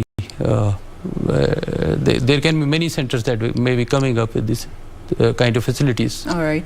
Now, let me just sample some of the feedback that we are receiving. We have Beth here who is asking what treatment is best for disc prolapse? See, most of the disc prolapse do not require any kind of surgery. This is a misconception that if you have a disc prolapse, you require any kind of surgery. I may say, if I go by my experience, 98 to 99% of the patient, they respond very well to the medicine, physiotherapy. But yes, if you have a problem that is not responding to the medicines, or you are developing signs and symptoms like weakness, numbness, or the pain is not responding to the medicine, then you may require surgery. And the best surgery we can offer is the endoscopic disc surgery, in which we just give a small incision at your back and remove the disc that is compressing your nerve, and you can go home on the same day or by the next day. Yes. All right. We also have John Kidali, who is asking about neuronavigation. This is an aspect that was actually in some of the notes. What is neuronavigation even in the first place? Yeah. Neuronavigation is the latest, it's a development that has taken place in the field of neurosurgery. What is that? It is basically, it guides us, it navigates us into the brain. As you know, I will give you an example to explain. Suppose we have a small tumor that is present in the brain, and it is located deep inside the brain. And to reach that tumor, we will have to go through the normal brain okay, and disturb the normal brain, and we while doing this we may cause some damage to the normal brain. And like if we want to dig something that is in the earth, we don't so we can dig as much as possible here, there, but we can't do that in brain. We have to be very precise, because the more we disturb the normal tissue, the more problems the patient develops after the surgery. So it's basically a software, and we merge it with the CT scan, MRI. So it tells us the precise location of that tumor or a lesion, and we can directly land over that lesion and remove it without disturbing the normal brain. So basically it's a development that's helped us perform the surgery precisely and with a minimal damage to the normal brain and normal structures. What is the importance of having an individual awake when some of these procedures are being done, and especially for some cases that we have seen traditionally with open brain surgery? See, this is called awake brain surgery. Yeah. And the certain lesions or tumors that are located in the motor strip. Now, motor strip, we mean the part of the brain that controls our motor activity. So while operating the patient, the tumor that are located on the motor strip, if the patient is unconscious, we will not be able to judge while removing tumor whether we are not damaging the motor strip. So we just give local anesthesia and talk to the patient and make him move his legs, so that while doing the surgery we are aware, yes, we are not damaging the normal the motor structure, the speech area, and every other equivocal areas, the important areas of the brain. So while if suppose we are doing the surgery and we tell the patient to move his legs, he is not able to move, or he develops weakness, then we know that we are not doing the right thing, we are damaging the motor tract. So we can just avoid that part of the surgery. So this is the importance of the awake surgery. Oh, fantastic. To just ensure that you're not doing more damage than good. Yeah, definitely. All right. Now, there's a question that has come in here from Richie, who is asking, what is the difference between a brain aneurysm and stroke? Yes. Basically, stroke. Stroke is a... aneurysm is first of all, let's try to explain aneurysm. Our blood vessels supply blood to the brain. Okay. And if some area of weakness develops in that part of that blood vessel, along the blood vessel, yeah, in the blood vessel, okay, so there will be outpouching that will keep on growing with passage of time. It will keep on growing. That it's a dome shaped, basically outpouching in the wall of the vessel. So one fine time, basically most of the time it is asymptomatic, because it doesn't do anything. But it's just a swelling along the swelling, vessel. yeah, very right. So once one fine day it ruptures, and then it becomes symptomatic. It presents as brain hemorrhage, that is called subarachnoid hemorrhage, and then we need to treat that aneurysm. Okay. And stroke is something different. Stroke is there are two types of stroke. Stroke, what happens is that the vessel, the blood vessel that is supplying the brain, may get blocked due to some clot. That is called infarct, because the brain is not getting blood to normal functioning. That is called infarct stroke. And there is one sometimes the blood vessel without an aneurysm, because it ruptures because of the blood pressure or many other reason, and there is a hemorrhage. That is called a hemorrhagic stroke. So stroke is of two types. Okay, and what is important is that, because differentiation, the treatment of both the strokes is different. The hemorrhagic stroke requires treatment for the control of blood pressure, to decrease the brain pressure, and stroke that is due to infarct, we need to open that blood vessel that is blocked. So in this we give blood thinners, and there are new therapies that are coming out in the form of endovascular techniques, in which we go through the vessel and try to remove that clot with a catheter so that we can open the blood vessel. That is endovascular therapy of the that has come up in a very big manner. So that's a new therapy that has come for the management of stroke. While in aneurysm, the therapy is we open the brain and clip it, or we do the endovascular coiling. That is called coiling, in which we pack the aneurysm with the coils and stop its bleeding and rupture. That's another. So these are actually the difference between the aneurysm and the stroke. All right. Now, there is another question that has come in from Cynthia. This is clearly somebody who is very interested when it comes to how the brain works and has done a bit of research, because she's talking about lobotomy. And if you know some history around lobotomy, you know where it started from and it being banned and it not being allowed to be performed. But for the benefit, she's asking how was lobotomy even allowed to be performed on individuals back in the day, considering the damages and the challenges that it came with? See, curiosity. I will tell you. In those days, actually, the patient of the psychosis and everything, they were kept in. They were not actually. They were not very good medicines present at that time. So to control them, to the patient suffering from schizophrenia and everything, now there is a good availability of drugs, antipsychotics, that we can treat the patient with. But at that time they were not present, and maybe but now it is banned. The good thing is that it has been banned. It was and because everything evolves with time, you cannot criticize the therapy, because at that time since there was no medicine, they may have thought, they may have found it, and the rules and regulation at that time may not have been very strict. So that happened. It's a part of history now. It's a part of history. You can go ahead and read about it. It's a very interesting. There's so many documentaries that have been done around lobotomy and how barbaric it was, up leading to its banning. But it's basically, they used to chop off parts of the brain to help treat. Not only chop off, they used to insert some instrument in the brain and just move it. It's a very crude manner. You can't even think of that now. In the treatment of mental illness, but nonetheless you can read more about that. Now, as we bring this conversation to a close, there are many people who are asking about the recovery process. I know you had mentioned that it's quite it's not as complicated as opposed to the traditional open brain surgery, and especially looking at these advancements, but just go over them for the benefit of our viewer once more. The recovery process post neurosurgery, and especially when there is minimal invasive techniques used. See, as I've told you, it depends on the type of surgery you perform. There are still many surgeries that are major surgeries in neurosurgeries. There are minor surgeries in neurosurgeries.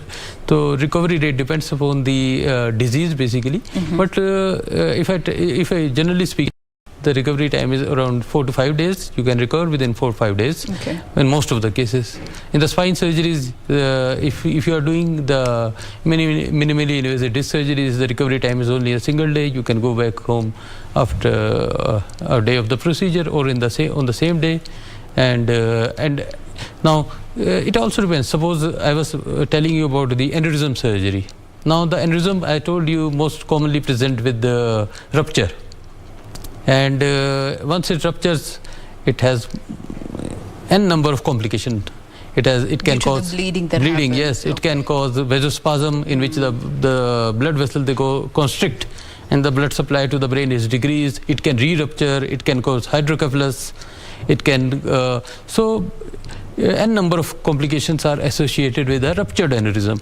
And when the first and foremost thing to do is either clip it or coil it. And when it is done, then we have to deal with all the complication. And the recovery time is usually 14 to 15 days. The patient may remain there in the hospital for 10 to 15 days. But if the patient presents to us with an aneurysm that has not ruptured, and because it is very difficult to diagnose, but yes, in Western world and in Japan especially, the lot of aneurysms are being detected in an unruptured form. And if you do the endovascular coiling of that aneurysm, you can go back home next day, compared to the 15 days after a ruptured. So there is a great deal. Now you can see the contrast. So it all depends upon the type of the disease you are facing, you are treating, but as I told you, most of the patients recover well within 4 to 5 days. All right. Now, this is a conversation, again, as I mentioned, is meant to be informative, and we're going to be doing subsequent discussions around this science that is neurosurgery to help you better understand and just know there's so many conditions that can be treated, and especially with the advancement in technology that we are seeing. I love this camera. The advancement that we are seeing in technology that are helping our specialists use minimally invasive techniques in the treatment. For now, we have to pause at that particular point. We have been speaking with Dr. Devinder Pal Singh, who is a neurosurgeon working at Medihill Group of Hospitals. Thank you so much for making time. It was my pleasure. Thank you. All right, so that is that in regards to Health Tuesday. We want to say goodbye, but we will be back tomorrow. Thank you so much for your time. My name is Jane Mamboy. Do enjoy the rest of your viewing.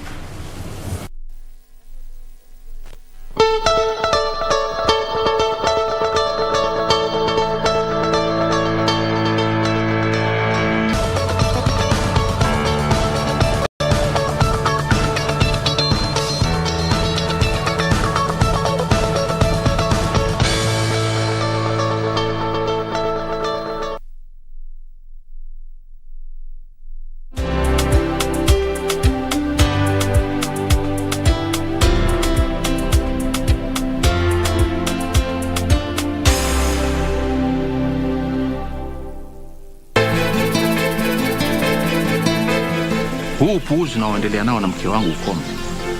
Tena ukome kabisa au utakuja kuzama.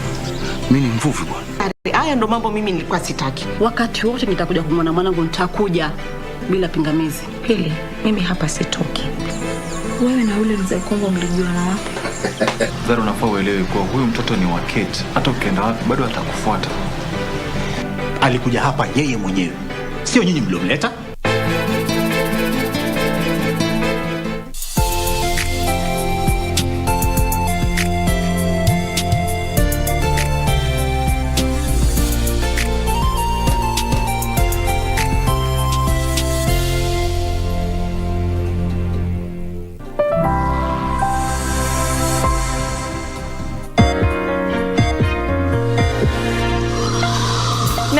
Mitikasi leo, makala kutoka BBC yaliyomo. Serikali ya Tanzania yaingilia kati kupunguza bei ya mafuta nchini humo, tunakujuza.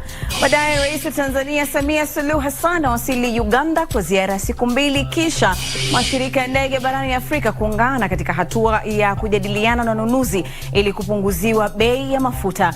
Moja kwa moja kutoka Nairobi, Kenya, twende kazi.